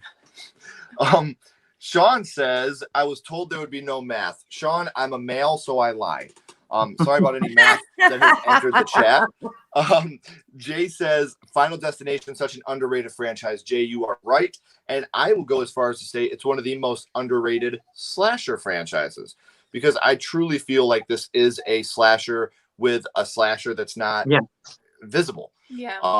I've always said that Final Destination is a slasher franchise, so I will completely agree. Rudy says, I remember seeing it in theaters and noticed the small details or expired massage gift card, the older phone and music, but it didn't click until the end. Exactly. None of us were looking at this as something that was going to be a prequel. Mm-hmm. And then when they get on that plane and you see the fight happening in the background, you're like, some bitch. Yeah. Holy cow. Antana says Final Destination uses green screen for the deaths, right? I don't know if it did. I don't think the deaths looked that bad in the Final Destination. It might have been 4, because I know 4 wasn't all that great. 4 just... 4 had some pretty bad. Isn't 4 the one that starts off on the racetrack? Yes. Yeah. Yeah, a lot of those deaths just looked really, really bad. So I think it might be 4 that we're thinking about. And I think that one too. So I didn't mean to interrupt you. No, go ahead. I was saying, I think 4 too. It just like when it came to that movie, they were like, okay, we need to think of deaths that we're going to put into this movie.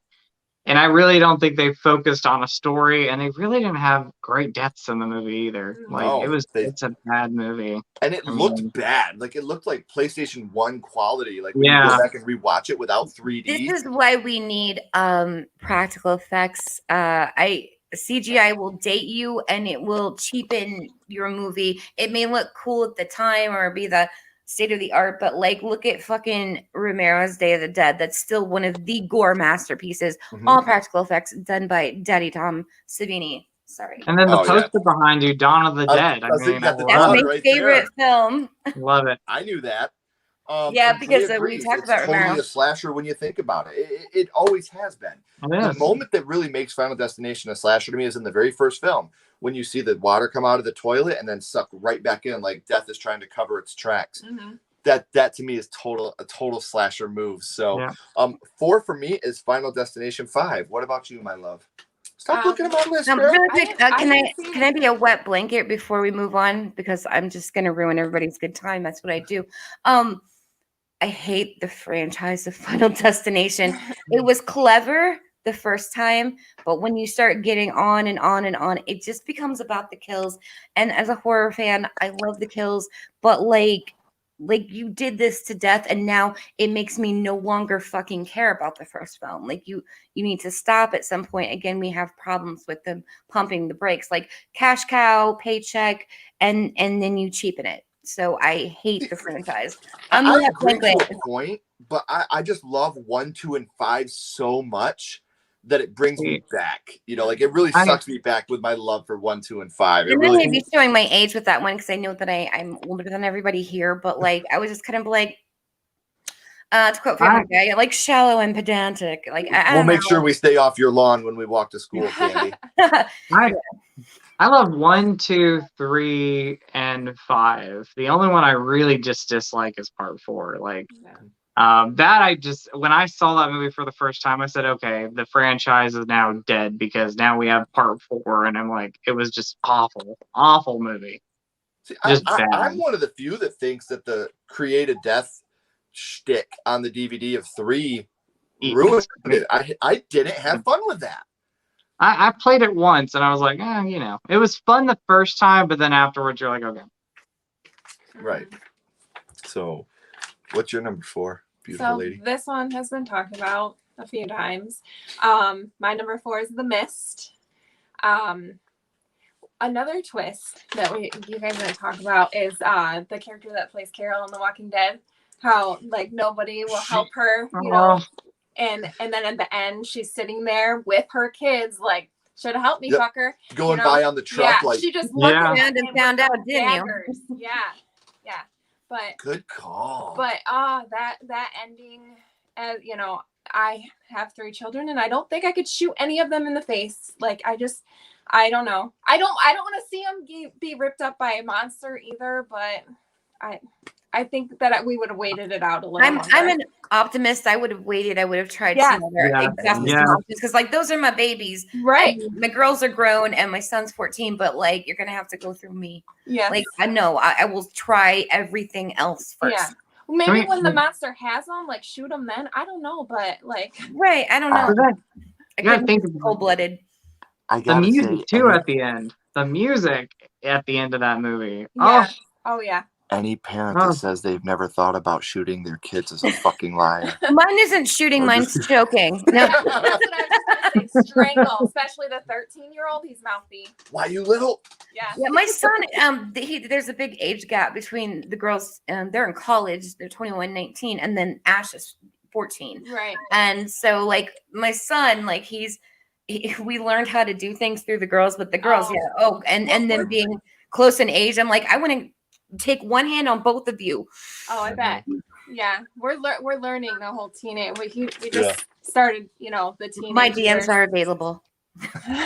Well, and Thomas says that he thinks 3 has the best opening with the roller I coaster. really love the roller coaster. Yeah, I gotta go with the. Who hasn't truck, thought of man. that when you're strapped in and the ride's about to start? Who hasn't thought of that? That was clever. That was clever. I still won't even drive behind a log truck. For me, it's the log truck. Like I'm getting in the other lane. The log But truck. that's another also 100%. playing on something that everyone is afraid of. Yes. Who hasn't been behind a log truck going, oh shit, the thing could I know. come unstrapped and come in here and kill me. You know, that they were clever in finding what everyone is afraid of for the most part. That was the cleverness of it. So I will give it that. Jay says he was waiting for the mist. Obviously, when we do our recap, Jay, we have talked about it, and I hope that you like the rest of our list. Jay says, y'all making me rethink ever having kids. Don't have kids. They waste your money. They break your heart. But at the same token, listen, they ruin your body. Yeah, I had surgery to have my kids. I had a 10-pounder, an 11-pounder. Like, no, I never planned on being a parent, but I recommend children on the whole. I love kids. And it's fulfilling. She's like, I had a 10-pounder. He was born 18 weeks premature, and he was 10 pounds. I worked at a video rental store for 6 years, and just let me tell you, one time, and I was like, okay, I'm done. It was when somebody, like a kid farted in my face, a teenage boy did, and I was like, okay, sorry I'm done about now. that automatic laugh. Yeah, oh my God. I can't even it was just one of those things where I'm like, did this just happen to me? Like, what is going on here? And I was like, I'm done. Yeah. Like literally right in my face. And I was like, what happened? My brothers that kid would have got thrown out the window. My brothers are twins, and it's just me and them, and I'm 4 years older than them. But for them to go through the process of having children, it's a lot harder because they're gay, and so one is going through the process of adoption. I'm like, okay, my kids are grown, but I'm finally going to be an aunt. That's cool. But it's years and years. So like, you really got to want it. I didn't plan on it, but like, I can't imagine doing anything else. And in my friend groups, especially on the podcast, I'm mom. I'm just mom to everybody. I found that I just have to be everyone's mom. Yeah. I'm dad, and I love it. I call myself a gunkle. Gay uncle to some amazing nieces and nephews. So you can be my gunkle any day. Yeah, my kids have 2 gunkles. Nathan says his number 3 is My Bloody Valentine remake with Tom continuing Harry Warden's killing spree. I love that answer, and I love Harry Warden. So awesome. I think My Bloody Valentine, the original, has a great twist. Yeah, it does. I love it. Ricky says, I think about Final Destination every time I fly or get behind a log truck. I completely agree with that. See, it's playing on those typical, it's just basic psychology. What is everyone afraid of? Right. What is everybody thought about and like been like, oh shit, I could die here doing this. And they take that. And that is where, I give them all the points, for that. Oh, yeah. And it's everyday stuff, like you're saying. Yeah. Jay's going to drop his list, cool, because we're going to get Justin's number 4, and then we're going to recap our list as well. Jake says, Sledgehammer, love to get these notifications. Jake, thank you. This seriously means so much to all of us. And I want to mention this, too. If you're not following Candy's podcast, The House That Screams, or Rhine1988, Justin's YouTube channel, they're down here in the description. Make sure you're subscribing, following the podcast, subscribing to the YouTube. These are 2 of my best friends in the whole world. So I want to make sure that you guys are checking their stuff out because I genuinely love their stuff just as much as I love them. So enough of the schmush fest. Justin, do you want to give us your number 4? I do. So, of course, I had to bring a Halloween movie into this list. I almost went Halloween 3, Season of the Witch. I love that movie. Okay, so sorry. Tom Atkins gets me a little excited. But I actually went with Halloween 4, The Return of Michael Myers. And it's because the very first time I saw the ending where obviously it changed as, the series went along. But when Jamie winds up, stabbing her mom at the end of the movie, and you think she is now the new kind of Michael Myers. I love the ending. The moment where you see Donald Pleasance look up the stairs and he's crying and just kind of in panic because, they think, the terror's over, Michael's dead. And then, that's at the end, the spirit of Michael has lived on in his niece, Jamie Lloyd. History the way repeating itself for Donald. You what? I said history repeating itself. I know. And then the angle of her holding the scissors, the bloody scissors, wearing the clown costume. I love that ending of that movie. That's one of my favorite endings in the Halloween franchise. Next to Halloween 3. Danielle Harris, but Halloween 3, I gotta say yes. But the twist for me in this conversation is you bringing that one up because so many people don't like it, and I'm so glad to hear someone talk about it. And also, I'm one of those people that just campaigns for Halloween 3. Like it's my favorite Halloween movie. Actually, it's my Me favorite. too. And got my Tom Atkins autographs, and I just got. If you follow my Instagram, you'll see I got 2 of the same shirt of Tom Atkins, just in different colors. Because I'm like, Tom Atkins, by the way, is the man. He's a legend. I love him. oh yes. But I love, it's the ending of Halloween 3 is great. But the first time I saw when it's revealed that Ellie is now a robot, and Ellie, that whole thing, like, when you go back and you watch it, you see little signs, is this her? But the first time you see it, I was like, wow, like that was great. Can we talk about Halloween Tree, Season of the Witch? Halloween Tree, Season of the Witch, right there. I got a Halloween tree. I love it. Was that Christian Hannah? Christian Hair, yeah. Everybody was talking about it. They said, Justin, do you have a Christmas tree up? I said, no, this is a Halloween tree. So it's a Halloween Tree, Season of the Witch. We just do Halloween year round. There you go. I agree with you. Yeah, yes. It's my favorite too. J-Dev, we're all allowed to be wrong. The ending of Halloween 3 just with and this isn't the twist, but I love the ambiguous ending of Halloween 3 and him, Tom Atkins being the consummate performer that he is. Stop it. Because how his quotes on my show, we did the stop it and Sean, like I said, I'm Halloween jealous. 3 I wish I could have seen this in cinema. Halloween 3 was I almost picked Halloween 3, but Halloween 4 for me. That was like my number 4. That number 4. I think that the Jamie Lloyd reveal at the end of that, like, obviously they didn't do that. They didn't continue on with that. But the fact that like that ending happened, and the first time I saw it, I was like, wow, pretty chill. Non-canonical, You what? What's up? Yeah, Candy, what'd you say? It's sort of non-canonical now when they're with this like reboot or continuation that goes just directly from the first film. None of the rest of it seems to matter. It's non-canonical, basically. But I think that's such an interesting choice. Like, I applaud you. Thank you. Yeah, absolutely. Thank you. I've talked about my love for Halloween 4 as well, but Halloween 3 is my favorite. Ricky, now here's what I hear from a lot of people, and I love that the people are coming around. It's weird because I didn't like Halloween 3 as a kid. It just wasn't what I expected. Over the years, it's become one of my favorite films. And I think that that's fair because you were built up to be ready for Michael Myers. And all of us had that disappointment when we first seen it of where's Michael? Where's the shape? Yeah. But then, I always loved it. I've always loved the film, but the older I got, the more I appreciate what Halloween 3 did. I love that movie. As you can see, I'm sort of a takeover, bossy bitch, but my mom is worse. And we talked with my first horror film about Romero, but my mom, she took it upon herself to educate me in horror after that. And then I kind of branched out on my own. But one of the films, I wanted to watch Halloween 3, and she's like, that film sucks, and you're fucking stupid if you like it. And it was outlawed. My mom, and if you knew my mother, you would know that is a direct quote. And so it was like I wasn't allowed to like it. When we did our Halloween 3 episode, even Darcy of The Last Drive-In, she was very excited because she loves Halloween 3, and I've since met Joe Bob and Darcy and all that, did that little adventure, but this revival of it is just so wonderful to see. Like, I'm allowed to like this. I thought I was the only one who liked it because, and the reason why I say that is, I remember I saw it on TV. I had to record it on a VHS tape because I could never find the DVD or a VHS copy of it.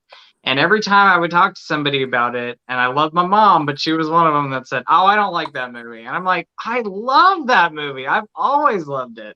So, Rudy, 37 days. And Rudy, I love you. Thank you so much, buddy. I have a countdown. We love you, Rudy. And let's Yep. talk about this. I mean, one thing I wanted to say earlier, and we talk about this a lot because our season 4 that we're currently in, we've done so many John Carpenter films. He is the master of doing wonderful scores in film. Yes, he is. Like, can you guys get Silver Shamrock out of your head right now? Because it is No. literally impossible. It's been in my head since we've been talking about it. That- Halloween. That and the opening, though, like the whole opening credit music was Yes, great. I mean, love what it. a brilliant soundtrack. I mean, the score is great. And that's one of the things John Carpenter, like, he doesn't do movies anymore, but he does performances, and he's still scoring He's the films. amazing live, by the way. I got a chance to see him live, and it was truly incredible. So That's awesome. He's the last of the four horsemen, as we call them, left in horror, I know. because we've lost Wes, we've lost Romero, we've lost Hooper. We have to protect John Carpenter at all costs. I know. He must be I agree. protected. Yeah. Put for him in a sure. bubble. Put him in a bubble. Protect him. That's all I gotta say. Yeah. So we are up to number 3 now. And before I start number 3, you did your number 4, right, Mom? Mhm. Okay. Before I do this, I'm gonna give my honorable mentions up to my number 3. That way, like, Jay can be all caught up. So, and real quick, Linton, the whole score in Halloween 3 is absolutely phenomenal. Completely agree. Yes. Outside of the Silver Agreed. Shamrock song, which is also super catchy, but the whole score is absolutely phenomenal. I completely agree. So my honorable mentions, I had 7 and The Wicker Man, the original Wicker Man, on there. My number 10 was Sleepaway Camp. Number 9 was M. Night Shyamalan's Devil. Number 8 was Psycho. Number 7 was Scream. Number 6, The Mist. Number 5, Dead Silence. Number 4, Final Destination 5. And that brings me up to number 3. We can say it's not horror. We can say it is horror. Either way, if you say that you sniffed this out before you knew the ending, or if this was spoiled for you, I'm so sorry. I See Dead People. Bruce Willis, you may be one of them. The Sixth Sense. This movie, the first time I seen this, I cried when I realized what was going on at the end. So Because I was so emotional. overwhelmed with what was going on. Mhm. The performances in this movie, the importance of the color red throughout the whole movie, these things you pick up upon repeat viewings. I saw it Watching, in theater, and then I turned around and saw it again in the next showing. Mhm. and then Yeah, it was the great. thing is, like, when you have, what's her name? Haley Barton, Mhm. is that her name? The Mhm. chick from the OC. Mhm. You know, she was the little girl in here Yeah, whose Misha mom was Barton. Misha Misha Barton. There Barton. you go. Oh, what did Yeah, you say? I said Hillary. Hillary. I think I was confusing her and the one from One Yeah. Tree Hill. But her mom was putting the pine sol in her chicken noodle soup. Like, that whole scene is heartbreaking. And And let's just talk about when she comes out from under that bed Yeah. oof. and she grabs him, you know, and Yeah. he gets scared, and then she gives him the tape so that this doesn't happen to her sister. And then to find out at the end, and how committed was Donnie Wahlberg to his role in this film? It doesn't even look Yeah. like him. I And know. Yeah, I mean, it took me a minute. I'm sorry, but I grew up in the 80s, and I had my New Kids on the Block phase right before I discovered metal and punk. But yeah, I was like, holy shit, that's Donnie Wahlberg. Mhm. I know. My New Kids on the Block phase hopefully ends soon. But the thing is, like, watching him in that role, like, your heart's breaking for him. He's like, you're supposed to help me, Mhm. you know? And Bruce Willis doesn't even recognize him because of how far gone he is. And it's just the whole movie is so amazing. It's a movie I could watch repeatedly. And I'll tell you this, I bawl every time they're in the car and he's telling her about her mom. He's like, Oh, she's me too. proud I of just you. like Oh my And gosh. she's talking about the necklace, like, 'cause I lost my mother 2 she years was ago. there and she saw you dance, and I'm just like, stop Oh, it, stop it. yes, such Yeah. That and Signs made me cry, like ugly the cry. goosebumps are back. think- Before we move on to Ashley's recap, J Dev, I called it without having it spoiled for me. Liar. No, I'm just kidding, J Dev. You're probably a whole lot smarter than me, man. I did not see that coming. Sean says, yes, Sixth Sense broke my noggin. Completely agree. Sixth Sense is a good movie. I just recently found out it was Donnie. It's insane. Then Yeah. Jordan Knight for life. I was a Donnie's Joey better. McIntyre girl. Thanks. So do you want to do your recap Yep. up to your number 3, my love? Okay, so number 10, I had The Visit. Number 9 was Us. Number 8, The Boy. Number 7, What Lies Beneath. Number 6, The Uninvited. 5, Secret Window. 4, The Mist. And number 3, I had Saw. So I felt just like everybody else, we have to put Saw in there. You guys have pretty much already talked about it, but when he stands up at the end and it, the iconic Saw music starts playing and it goes through all the scenes and you knew he was behind it the whole time. It was mind blowing the first time I watched it. Absolutely. I haven't talked about Saw. I wonder if it'll be on my list. Maybe. Could possibly be. He is killing the cat over here. Yeah.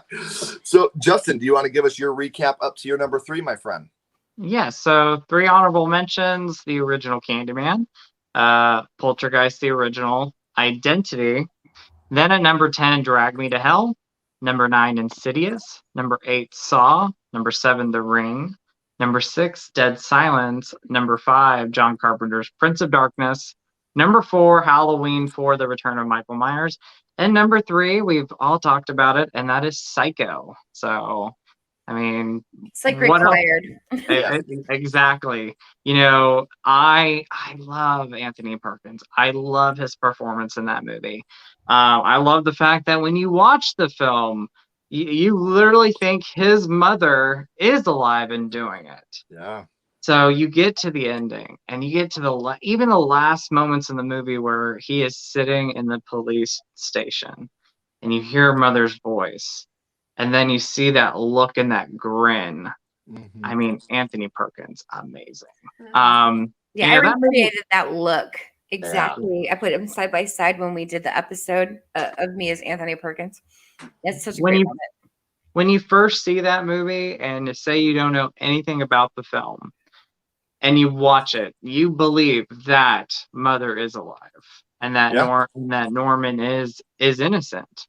Again, the performance is amazing. That movie has a lot of great twists, though. The fact that you have Janet Leigh in this movie, you think she's going to be the final girl, and she's not. I love it. I absolutely love it. So, obviously, we all agree it's such an iconic film.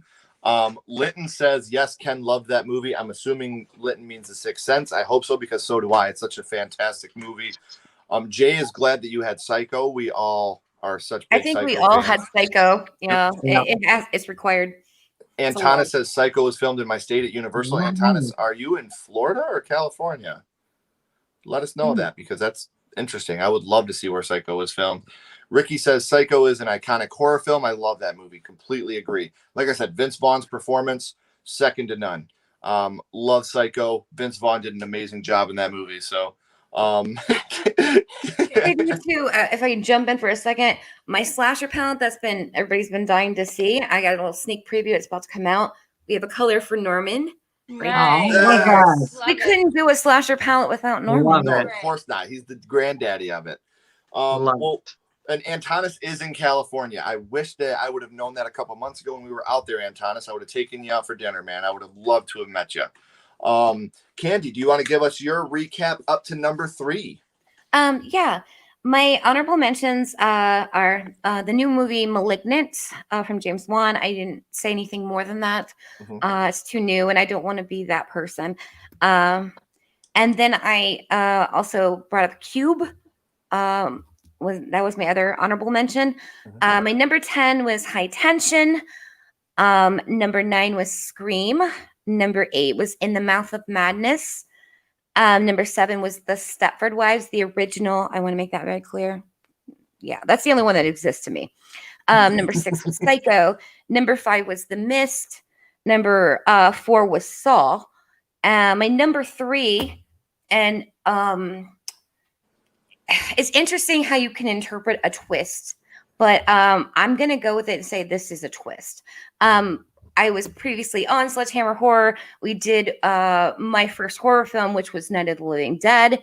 That twist at the end. So after everything, our hero, Ben, he makes it, right? Like somebody made it through the fucking night, this Night of the Living Dead, and they fucking shoot him. And you're just like, no, you can't do this to me. It's so bleak, it's so dark, and you were rooting for this motherfucker the whole time. Like, no, you can't kill Ben. And then And then the credits roll, and with the meat hooks and put him on the fire. You see him on the fire with the shot in the head, and it's like he made it, but he didn't. Right. That's absolutely true. Jay says Cube is such a fun movie. The first time you watch it, love it.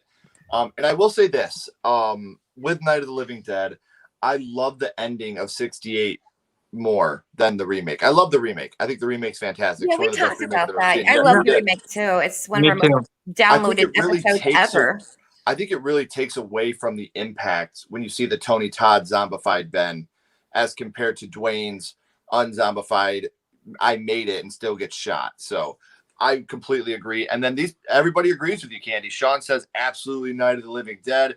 Jake says yes, that was one hell of a twist. And I agree with you guys. That is absolutely a great twist on a fantastic movie.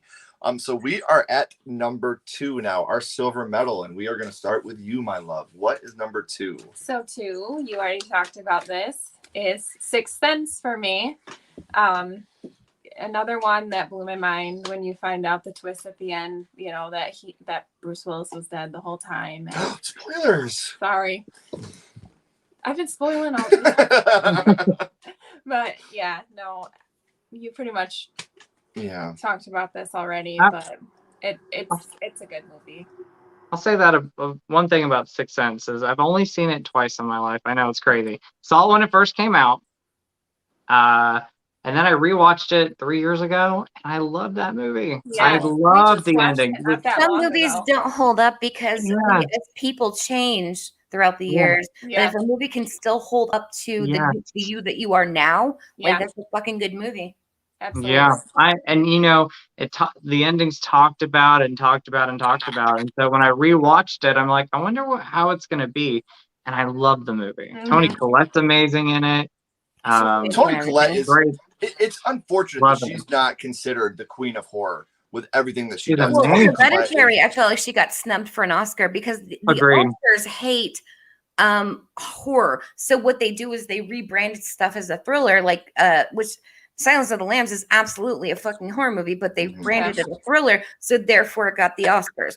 And Hereditary is a horror, so Toni Collette should have absolutely at least been nominated for that fucking film. But she's great in absolutely everything. One of my favorite movies is called Velvet Goldmine. She's amazing in that. She's amazing in fucking everything. Toni Collette's performance in Hereditary, the dinner table scene alone, doesn't take you back. Like, oh my god! Don't you look at me with that fucking face on your face? Like, oh my god, it's great.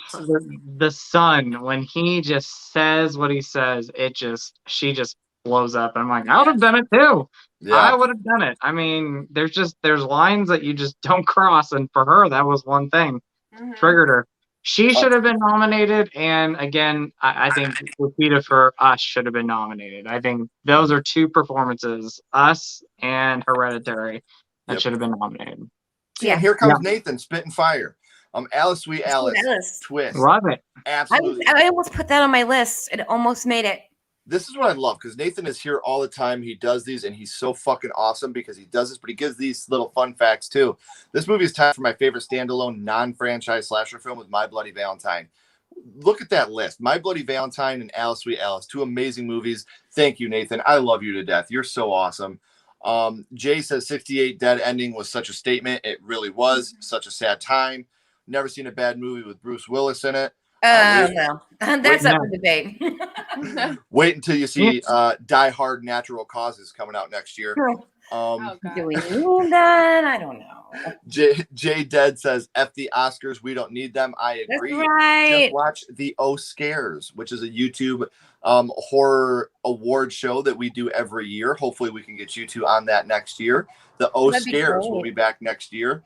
And then Jake, he's just laughing along with us. Love you, Jake. You know what? A movie that I didn't put on my list, we talked slashers though. Happy Birthday to Me is one of my favorite slasher movies. Rob on my podcast, he loves that movie.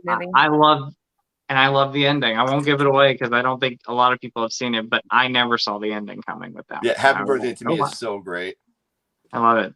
Birthday tradition. Every year I have to watch it. So I will say this. On my end, you're going to be disappointed, Rudy. I'm sorry. But I do love the Skeleton Key. I haven't seen it. I've only seen it once. Thank you. So you did your number 2? I did. Justin, we are to your number 2, my friend. All right. Hasn't been mentioned yet. I don't know if it's going to be mentioned, but I remember the first time I saw it, I jumped out of my seat. That is the original Friday the 13th, and that is when we find out that Jason is actually alive. Mm-hmm.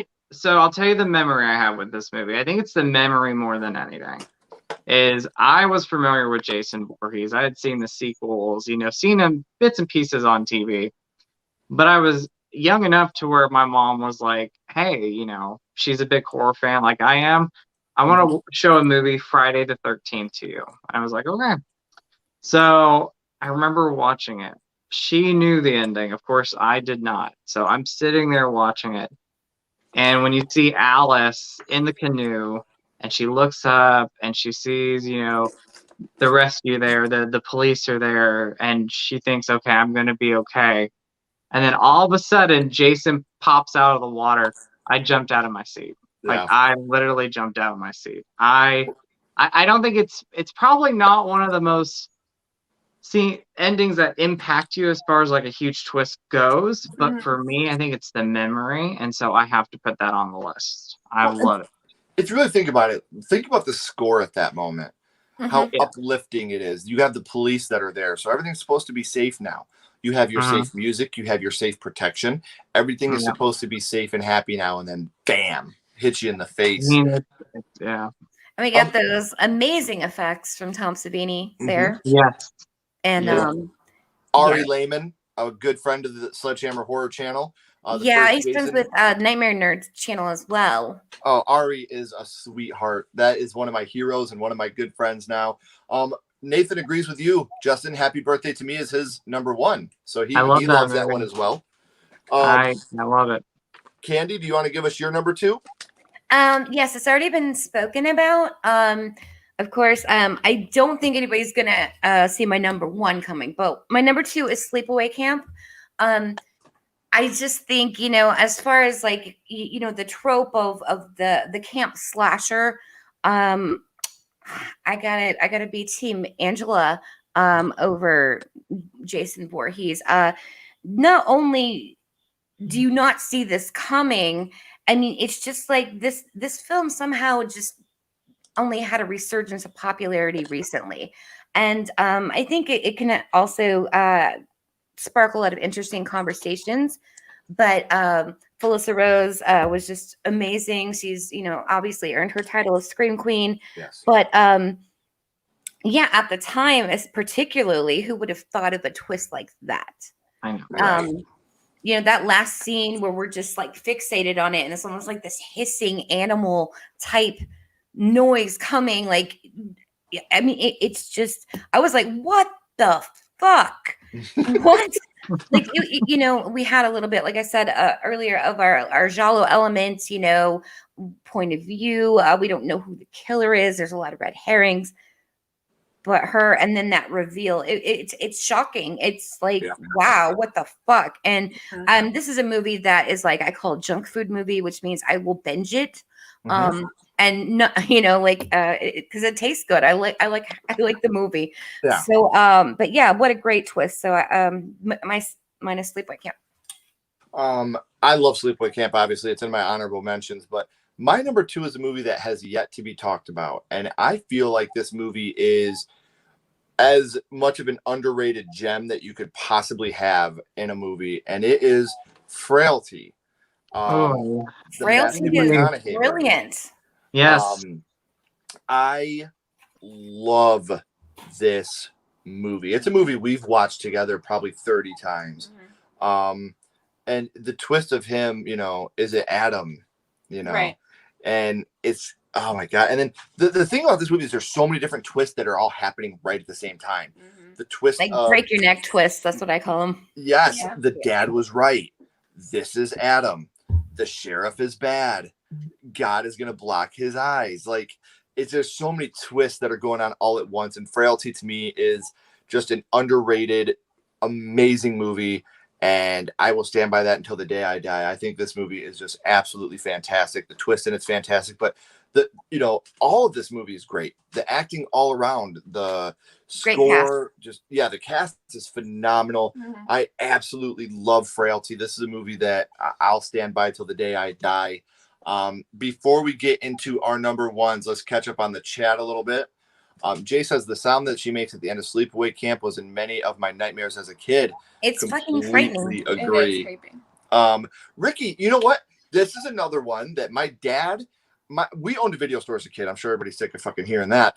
But my dad told me what was going to happen before we watched it. He's like, now I want you to know what happens in this movie is. And I'm like, dick? Like, thanks. Now I know, man. So that's the only reason that April Fool's Day did not make my list. Because I would like that to be remade. she did. We just did a top 10 horror movies we'd like to see remade. And Ashley had that on that list. Yes. Because that's one of her movies that she enjoys very much. And then Jay says, dang, I forgot about Frailty. Awesome pick. Thank you. That's Mark. because a lot of people forget about Frailty. We get a lot of requests to do it on our show, but like we're booked out for a year solid. Like it's not going to be soon, but we do get requests to do it. Well, Jay says, I muted because I haven't finished watching Frailty yet. It was recommended to me by Cody Leach. Cody, another great friend of the channel. I love Cody. He's a great guy, good friend. We talk often, and I'm glad that he was able to turn you on to that because Cody's a great guy and Frailty is a great movie. So, J Dev, hold on. Oh, we are done talking about Frailty. So, Nathan, I would love to have you on the channel. I don't know if you have me on Instagram or Twitter. Please message me, Nathan. I would love to have you on the channel. What were you about to say, Justin? Two things real quick. So April Fool's Day, I almost had it on my list. I love that movie. Yeah. One of my favorites. Yeah, that's a fun movie. I love it. But if you've ever seen Going to Pieces, the rise and fall of a slasher movie documentary, I saw that documentary before the movie, and so it ruined the ending for me. Still love the ending, love the movie, but that's the reason why I didn't make my list. And also Frailty, I love that movie, but for the longest time, I didn't appreciate it as much because it got under my skin. Like I had a hard time watching it for some reason, but I love that. I rewatched it last year, and it is an amazing movie. And rest in peace, Bill Paxton. I mean, I love him. Best performances. And also, like Bill Paxton, he's just great in so many things. Like Near Dark, we're going to be doing Near Dark, and like what a fucking role! He steals the entire show. Like Bill Paxton was such a loss. Game over, man. Game over, man. I say it all the time. Now Jake says, embarrassed, never heard of Frailty. Not many people. It's underrated. None of us are snobs. Oh, you've never heard of this, so you're not a horror fan. Oh, no. Fuck not that noise, like man. that. You've heard of it now, so go and watch it and enjoy it. That's why we do these things, so we can introduce you to new things you may not have heard. Yeah, there are some elitist horror people in the community, but I certainly am just like open, like nah, that's cool, like non-judgmental, like hey, it would be so cool to see this movie for the first time again. I'm kind of jealous of you. Right. And I hope you enjoy it, Jake, because we love it. We love it. I love it. I love it. Katie, Chris in the house. How are you? Jay's here. Linton says Silence of the Lambs. Now that does have a great twist to it in the ambulance. I didn't even think about that one. Great job. I love that. Yeah. So has everybody done their number twos, or was that just me? I have. I think we all have. Yeah. Did we all do our number twos? Mm-hmm. All right, guys. Real quick, before we go into our number ones, let's hear it in the chat. What are some of your guys' number ones? J Dev says, I really like Paxton and Trespass. Good call. He's one of the best things about Aliens. Absolutely. So. Yeah, all of us Mandy, and we actually did a color. Eric and I did for All the Boys Love Mandy Lane, and I love that movie. Palette in here that's going to be dropping here shortly. So we paid homage to that. That's awesome. I love that movie. I will say that movie took so long to come out. Like it was pushed back and pushed back and pushed back. I absolutely love All the Boys Love Mandy Lane. And then Jay says, Frailty never got the attention it deserved. To be honest, lots of people never heard of it. Right. I agree with you. Underrated at the time, sort of like Night of the Living Dead 90. I don't think It needs to have a renaissance, much like Halloween 3 and Night of the Living Dead 90 are having now, where Yeah. people hated it universally and it was pushed aside. And now we're talking about it again, saying, you know what? I actually love this fucking movie and we need to talk about it. So Frailty is one of those, let's make it a renaissance. Like, fuck it. Let's all go in and just start this conversation out. See, I another know movie. I've pimped this already or didn't see that coming, but if you guys are subscribed to Sledgehammer Horror, awesome. If not, hit that subscribe button. And you can go to the playlist. Didn't see that coming. And the very first episode we did was on Frailty. That's how big of a fan that we are of that movie. And I'm surprised that it's not on your list. So, well, guys, let's see. We are going to get into our number ones. Starting us off is Justin. What is your number one, my friend? So it's been talked about, and rightfully so, because it is my favorite twist ending. And that is Sleepaway Camp. You know, I love that movie. I say that a lot, but I love all these movies. Really, some things that stand out with that is her performance, Felissa Rose's performance in the movie. You think, you know, again, we're kind of trying to guess who the killer might be, but then you look at her and you're like, well, she can't be the killer. She's this quiet, kind girl. Twist happens and it kind of just, you know, surprises you when you see it for the first time. I remember when I bought the Sleepaway Camp box set with the first three movies. First aid kit one? Yeah. Yes, I had that. And I remember going into the movie, I'm like, I don't know anything about this. Like, going in open-minded or just going in not knowing anything. And I loved it. And then you get to that very end and my mouth just dropped. I was like, am I watching what I'm watching? Like, this is like a great twist. And it's an 80s slasher movie where, you know, as much as I love my 80s slasher movies, sometimes it was hard to have a great twist in one. Yes, and Sleepaway Camp did that. I also want to mention the music. Angela's theme at the end, when the music plays. Absolutely one of my favorite songs from a horror movie. So that's my number one. Yes, it is. I love Sleepaway Camp. So that's my number one. Yeah, Sleepaway Camp is absolutely on that. I love Sleepaway Camp. It was my number two. We were kind of almost twinning. Yes. Real quick, I want to catch up on the chat before we go to Candy's number one. J-Dev says Mr. Brooks or Saw. I can't make up my mind. Probably Saw. That would be my number one twist. Unless we count Scary Movie. Oh, dude, Officer Doofy's the shit. Jay says Sleepaway Camp. Very nice. Very close friends with Felissa Rose. Litton says Terrifier. Yeah. My dude Nathan, I'm going to say one more. So my 1.5 would be Valentine 2001. Oh, I love that. Valentine's a good one. That revenge. Love that movie so much. I love Jake says The Shining. All work and no play make Jack a dull boy. You know, when you first figure out that he's gone crazy, that's it. I love The Shining. Ricky says Sleepaway Camp is my favorite twist ending. You can't go wrong with that. Jay says my number one changes a lot, but the others, The Ring and Saw, would be up there for me. Honorable mention, Invasion of the Body Snatchers and The Ritual. Ritual is a good one too. And Invasion of the Body Snatchers. Get Out did have a great twist to it. I almost put that on there, but I felt like it was almost there. So there's a movie, I wouldn't say it's a twist, but it's a great surprise, and I just want to talk about it real quick. Fright Night, the original, where Amy comes down to the basement and she turns her face, and it terrified me as a kid. And she's saying that dialogue and crying, and then all of a sudden she turns around and her mouth is big, and it gets me every time. I love it. You have to have faith for that to work. We just recently did Fright Night, so I don't believe we haven't released that one yet, but we talk about that. That's definitely great. What an amazing movie! What an amazing my favorite vampire film. Still love you. I know that. So Candy, let's get into your number one, love. What is the number one twist ending for Candy? Okay, so I'm gonna be coming out of left field. We saw there in the early 2000s. I'm on preamble for a sec.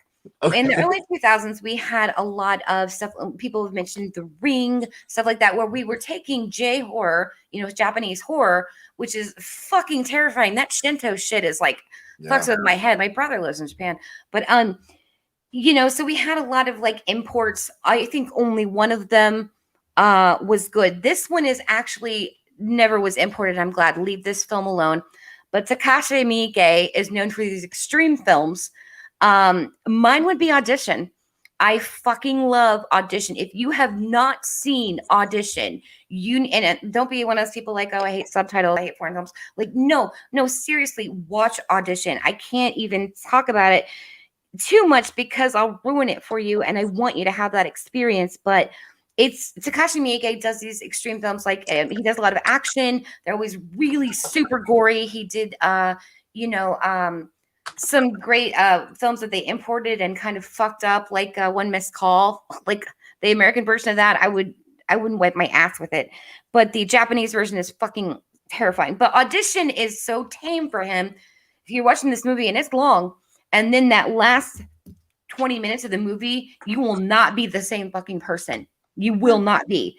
And if you are squeamish, you will not make it. It always makes the extreme list. But to me, it's one of my favorite twists of all time in a horror movie is Audition. And we will be doing that on a Ghouls Night Out in my show with a feminist review. So yeah, Audition, if you haven't seen it, look it up. It's I think it's on Shudder right now. Well, So we'll watch it. Yeah, we'll have to check it I'm gonna out. have to. I've never seen it. I want to hear your reactions though. So please share with me. I promise.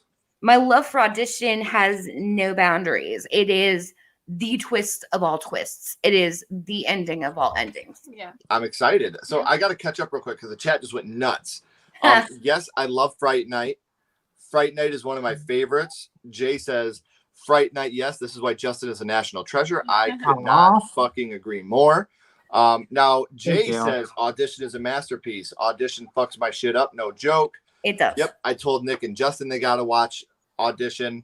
Asian horror is so good. Jew on the Grudge is so creepy. And Jake says, I love this chick. Jake, dude, I'm serious. Then you need to definitely check out The House That Screams because you're going to love her even more. And then Jay says, I got to hype up Ultram to y'all one more time. That movie legit freaked me out. Best movie I watched this year. We have that on our list to watch because of our last chat, Jay. Yeah. So I promise you we're going to watch it. And I promise just you by added the it time to I do mine. another one, we are I going have to to talk look that about one this. out. We got to get caught up on these Yes, movies. because Jay, you told us about this last time, and I have it written down. I'm writing it down again, and I'm going to put exclamation points with a huge smiley. So 3 exclamations and a smiley. Did you write down Audition? Yes, I did. All That's right. on there. So that way we know to watch these. So Candy's number 1 was Audition. Now my number 1, probably a little bit predictable for anybody that knows me. It is Saw. I can't tell you guys. I seen this opening night in the cinema, and to sit there and watch John Kramer stand up and Lee Winnell just,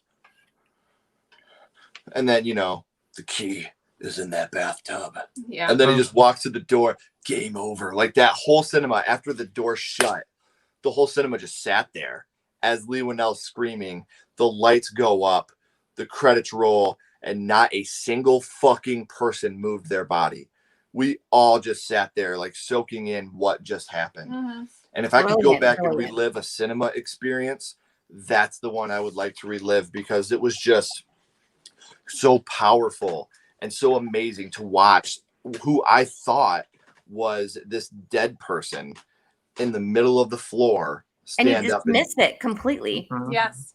and just how he even looks. He's just like, the key is in that bathtub. And then your mind goes back to watching it go down the drain at the beginning. At the very And you're beginning. just like, oh, this guy's fucked. Like, so for me, number 1, it always was, it always had to be, it's Saw.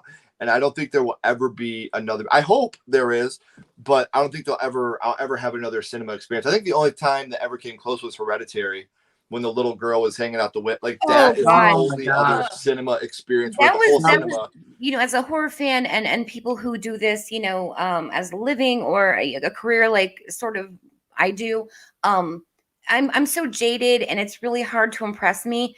Yeah. And I'm looking to be scared. And Hereditary was the first film in like almost 20 years that literally scared the shit out of me for a week, and it was great. And that's what people are like, Candy, what? It fucking scared the shit out of me. It was wonderful. Like that's the experience that I want. I want to be fucked up like that after a movie. For us, it's Hereditary, and then most recently, The Dark and the Wicked. Oh, scares me. The That Dark And and when the you watch Wicked. Audition, you're gonna add Audition to that list. Okay, good. I can't wait. Yeah, like I was saying, the cinema experiences, the Hereditary, when the I've never saw in that when the whole cinema, you feel the wind get knocked out of everybody, just it's amazing. So before we get to your number one, beautiful, I want to go back through the chat real quick. I knew you would, J-Dev. I knew you would, my friend. Nathan, I would like to be a part of the show, but I start college soon, so I will not have time. But if you, Sledge, and your lovely wife could get a friend or two to do your guys' top slashers, Nathan, you have my word. That will happen. You have my word. Jay says game over. Completely agree. I would like to watch when I get the chance. Nathan, I promise you, we will do our top slashers. You have my word. The slamming of that metal door at the end of Saw was like the way of taking you out of your shock. It really was. It really was. And then just hearing that screaming, you just sat there like, what? Like and you see his he's face stuck and in his there until he reaction. dies. Yeah. Yeah, And Lee Sean Whannell's says, known for "Stepping his his mic." directing and writing, but like that, he gave a fucking great performance in that. Yes. Yeah. Yeah. Sean says 7 is his number one. What's in the box? I agree. I mean, 7 was in my honorable mentions, but I think it's just because the way that movie has over time become almost cliche with all the jokes. What's in the box? It kind of takes away from how really truly powerful that moment was. So I agree with you, Sean. I love that movie. I love that ending. Nathan says, I appreciate it. Can't wait. Love you guys. Dude, we love you too. You stop by all these chats, Nathan, and I appreciate you more than you could ever know. So I promise you, there's going to be next week, we are actually being joined by Matt Gilligan of the Orphan Radio podcast, and somebody that me and Ashley both love so much, Josh Burwanger of the band Burwanger. He used to be in The Anniversary, a band that we grew up listening to, and Josh is a great friend of ours. Next week, we'll be giving our top 10 favorite horror movies with Josh and Matt. And Nice. The week after that, I don't want to reveal any guests yet, but with the release of Halloween Kills, we will be counting down our top 10 Halloween kills. So that will be the week after. So I don't want to say any guests for that yet, but you guys will love these guests that we get for that one. So we got those coming up, and I think the week after that we're gonna do our top 10 favorite slashers in honor of you, Nathan. I'm gonna write that down right now because I'm telling you, buddy, you are one of my favorite people in the world. I love everybody in this chat, but you're all amazing. Nathan, you're here every week. I appreciate you so much. Ricky says, I love this live. I'd love to see more from all 4 of you guys together. We appreciate your time, guys. I would love to make that happen as well. I'm always up for talking about horror. Yeah. Same here. Identity is a good one. Another boss. Yep. Justin had that on his. Jay says, very excited for the Halloween Kills stream. Jake says, great show. See you soon. Thank you so much, Jake. Do you want to get into your number one, my love? Yep. So you said you're surprised it wasn't on my list, and it actually is. And number 1, Frailty. Yes. Oh, I love it. Nice. Yeah, I mean, I love that movie, and I love all the different twists that it has. And at the end, I don't want to spoil anything now, but you already talked about it. So, you know, that Fenton was really Adam, and Fenton was really a bad guy. You know, He was an actual murderer. He wasn't doing God's work, and just all the different twists. The dad, wasn't really crazy, because you think for like the whole movie that this dad is nuts, but I just love that movie, and the twist. It's just mind blowing, and I love it. Yes. And then you find out like he's like the sheriff, or like the sheriff of the town, or the deputy. Like that's another like little twist there too. It's like, wow. Well, and the detective, he's a bad guy. He like killed his mom. Yeah. And I love how when he shakes the guy's hand at the end, he's like, "You're a good man." Because he touches him and he shakes his hand, and he's like, "You're a good man," and he's just like, okay. Yeah. Cool. Like it's so great. So before we sign off, guys, I do want to go back through and share some of these last chats. No problem. Love showing support to horror fans. Nathan, thank you, buddy. Rudy says, great chat, fun watching. Rudy, you're another one that's always here, buddy. Thank you. Jay, between the Lost River Drive-In and y'all's channel, I found so many new channels to sub that I love. Just want to say thanks before the end of the stream. Thank you, Jay. I mean, the fact that we've introduced you to anybody is amazing to me. And the fact that you watch us is amazing to us. And Lost River, Nick, good friend. the wedding, the honeymoon. Nick, I love you. I hope you have an Love you. amazing time with Brooke on your honeymoon, man. And we're going to miss you next week, but buddy, you have a great time. Love you, Nick. Sean says, yeah, another great show. You get the best guests. It's because I have the best friends. That's why. Aw. J Dev says, doing my best. Oh shit. J Dev, I should have told you another. I didn't know her list. I would have told you, buddy. I'm so sorry. So Sorry. I'll say everybody- this, Still watch it. Yeah, Very effective. Anyway. definitely still watch it. So before we go, guys, I just want to say again, if you people that come in here and you're a part of the chat every week, we appreciate you guys. Like, we really do. We look forward to this all week. We go when we have people that agree to come on, whether it's Justin, it's Candy, it's Josh, it's Matt, it's Nick. We are so appreciative to have these friends that come on and do these things with us. And even more important, you guys that come to the chat and watch us. If I can help Candy and Justin get a couple subscribers and a couple new listeners, that means the world to me, because these are good friends of mine and I love the hard work they put into their craft. And Ashley too, you know, we talk about this all the time. We want to bring people on here that are not only great friends of ours, but because we want their channels to get recognized for even more because of how amazing they are and how powerful they are in their own scene. Ricky, thank you so much, buddy. I appreciate you so much, man. That means the world to us. Thank you. Because every single penny that comes into Sledgehammer Horror gets put back into Sledgehammer Horror. So we appreciate that so much. For real, it means a lot. Jay says, I'm subbed to Justin, obviously, but what's Candy's channel? She's not on YouTube, but I have her podcast down here in the description, Jay. So make sure you're checking out The House That Screams. There's Ashley a and I lot were of stuff guests. in my link tree where you can find me. I'm very accessible, and we often have just people just hit me up like, can I do a show with you? And I'm like, sure. Yeah. And that's how we have friends of the show. We have extended family members of the show. Like, we have kind of like a tier, but like, people do our show and then they continue to do our show. They're like, this is fucking chaos and I'm really drunk and this is great. I love it. It is. You know? It's such a blast. Like I said, we did our Halloween 2018 episode Monday. We will be doing Salt Lake City Punk, SLC Punk, a special punk episode. Growing up in the punk rock scene, this is something that means a lot to me to be able to go and talk about. We're always talking about horror, but that's not all we do. You know, Salt Lake City Punk is one of my all-time favorite movies. To go on and talk with The House That Screams about SLC Punk is super exciting. And if you guys haven't seen that movie, I strongly recommend it. I mean, you got Matthew Lillard, you got Devin Sawa. I mean, got, the cast, the tall acting. guy from How I Met Your Mother, Jason Segel. Yeah. Is that his name? Yeah.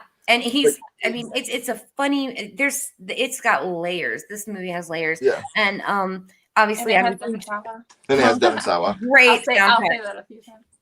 And yeah, Devin Sawa, like, yeah, he's it's interesting. I love Devin Sawa. Love Yeah. him. Who doesn't? Yeah, he's great. He's just a supporting cast member in this. But if you haven't seen this film, it was an independent film. Like I said, we're doing it for my 42nd birthday because I always request something for my birthday, and so we do it with the horror tie-in. And Matthew Lillard is the tie-in. So for our horror business, which are non-horror titles, like we just did Goodfellas, we've done some other things. But SLC Punk, I am fucking pumped. Nice. Yeah, so are we. We're so excited. So one last thing with the chat. Jay says, great show, guys. Hope you all have a great weekend. You too, Thank Jay. you. We love you to death, buddy. I talk to Jay almost every day. He's a great guy and an even better friend. Jay says, will do. I love a good podcast. Well, you just found one, my friend. And he says, dude, SLC Punk is awesome. I completely agree. Everybody that joined us live, thank you so much. We love you so much. Everybody that's watching this on a replay, thank you. I love you as well. I want to remind you one last time, the podcast is down in the description. Rhine1988 is down in the description. As always, guys, keep talking horror. Stay what you are. And we'll see you guys soon. Bye, guys. Bye. Bye. Thank you.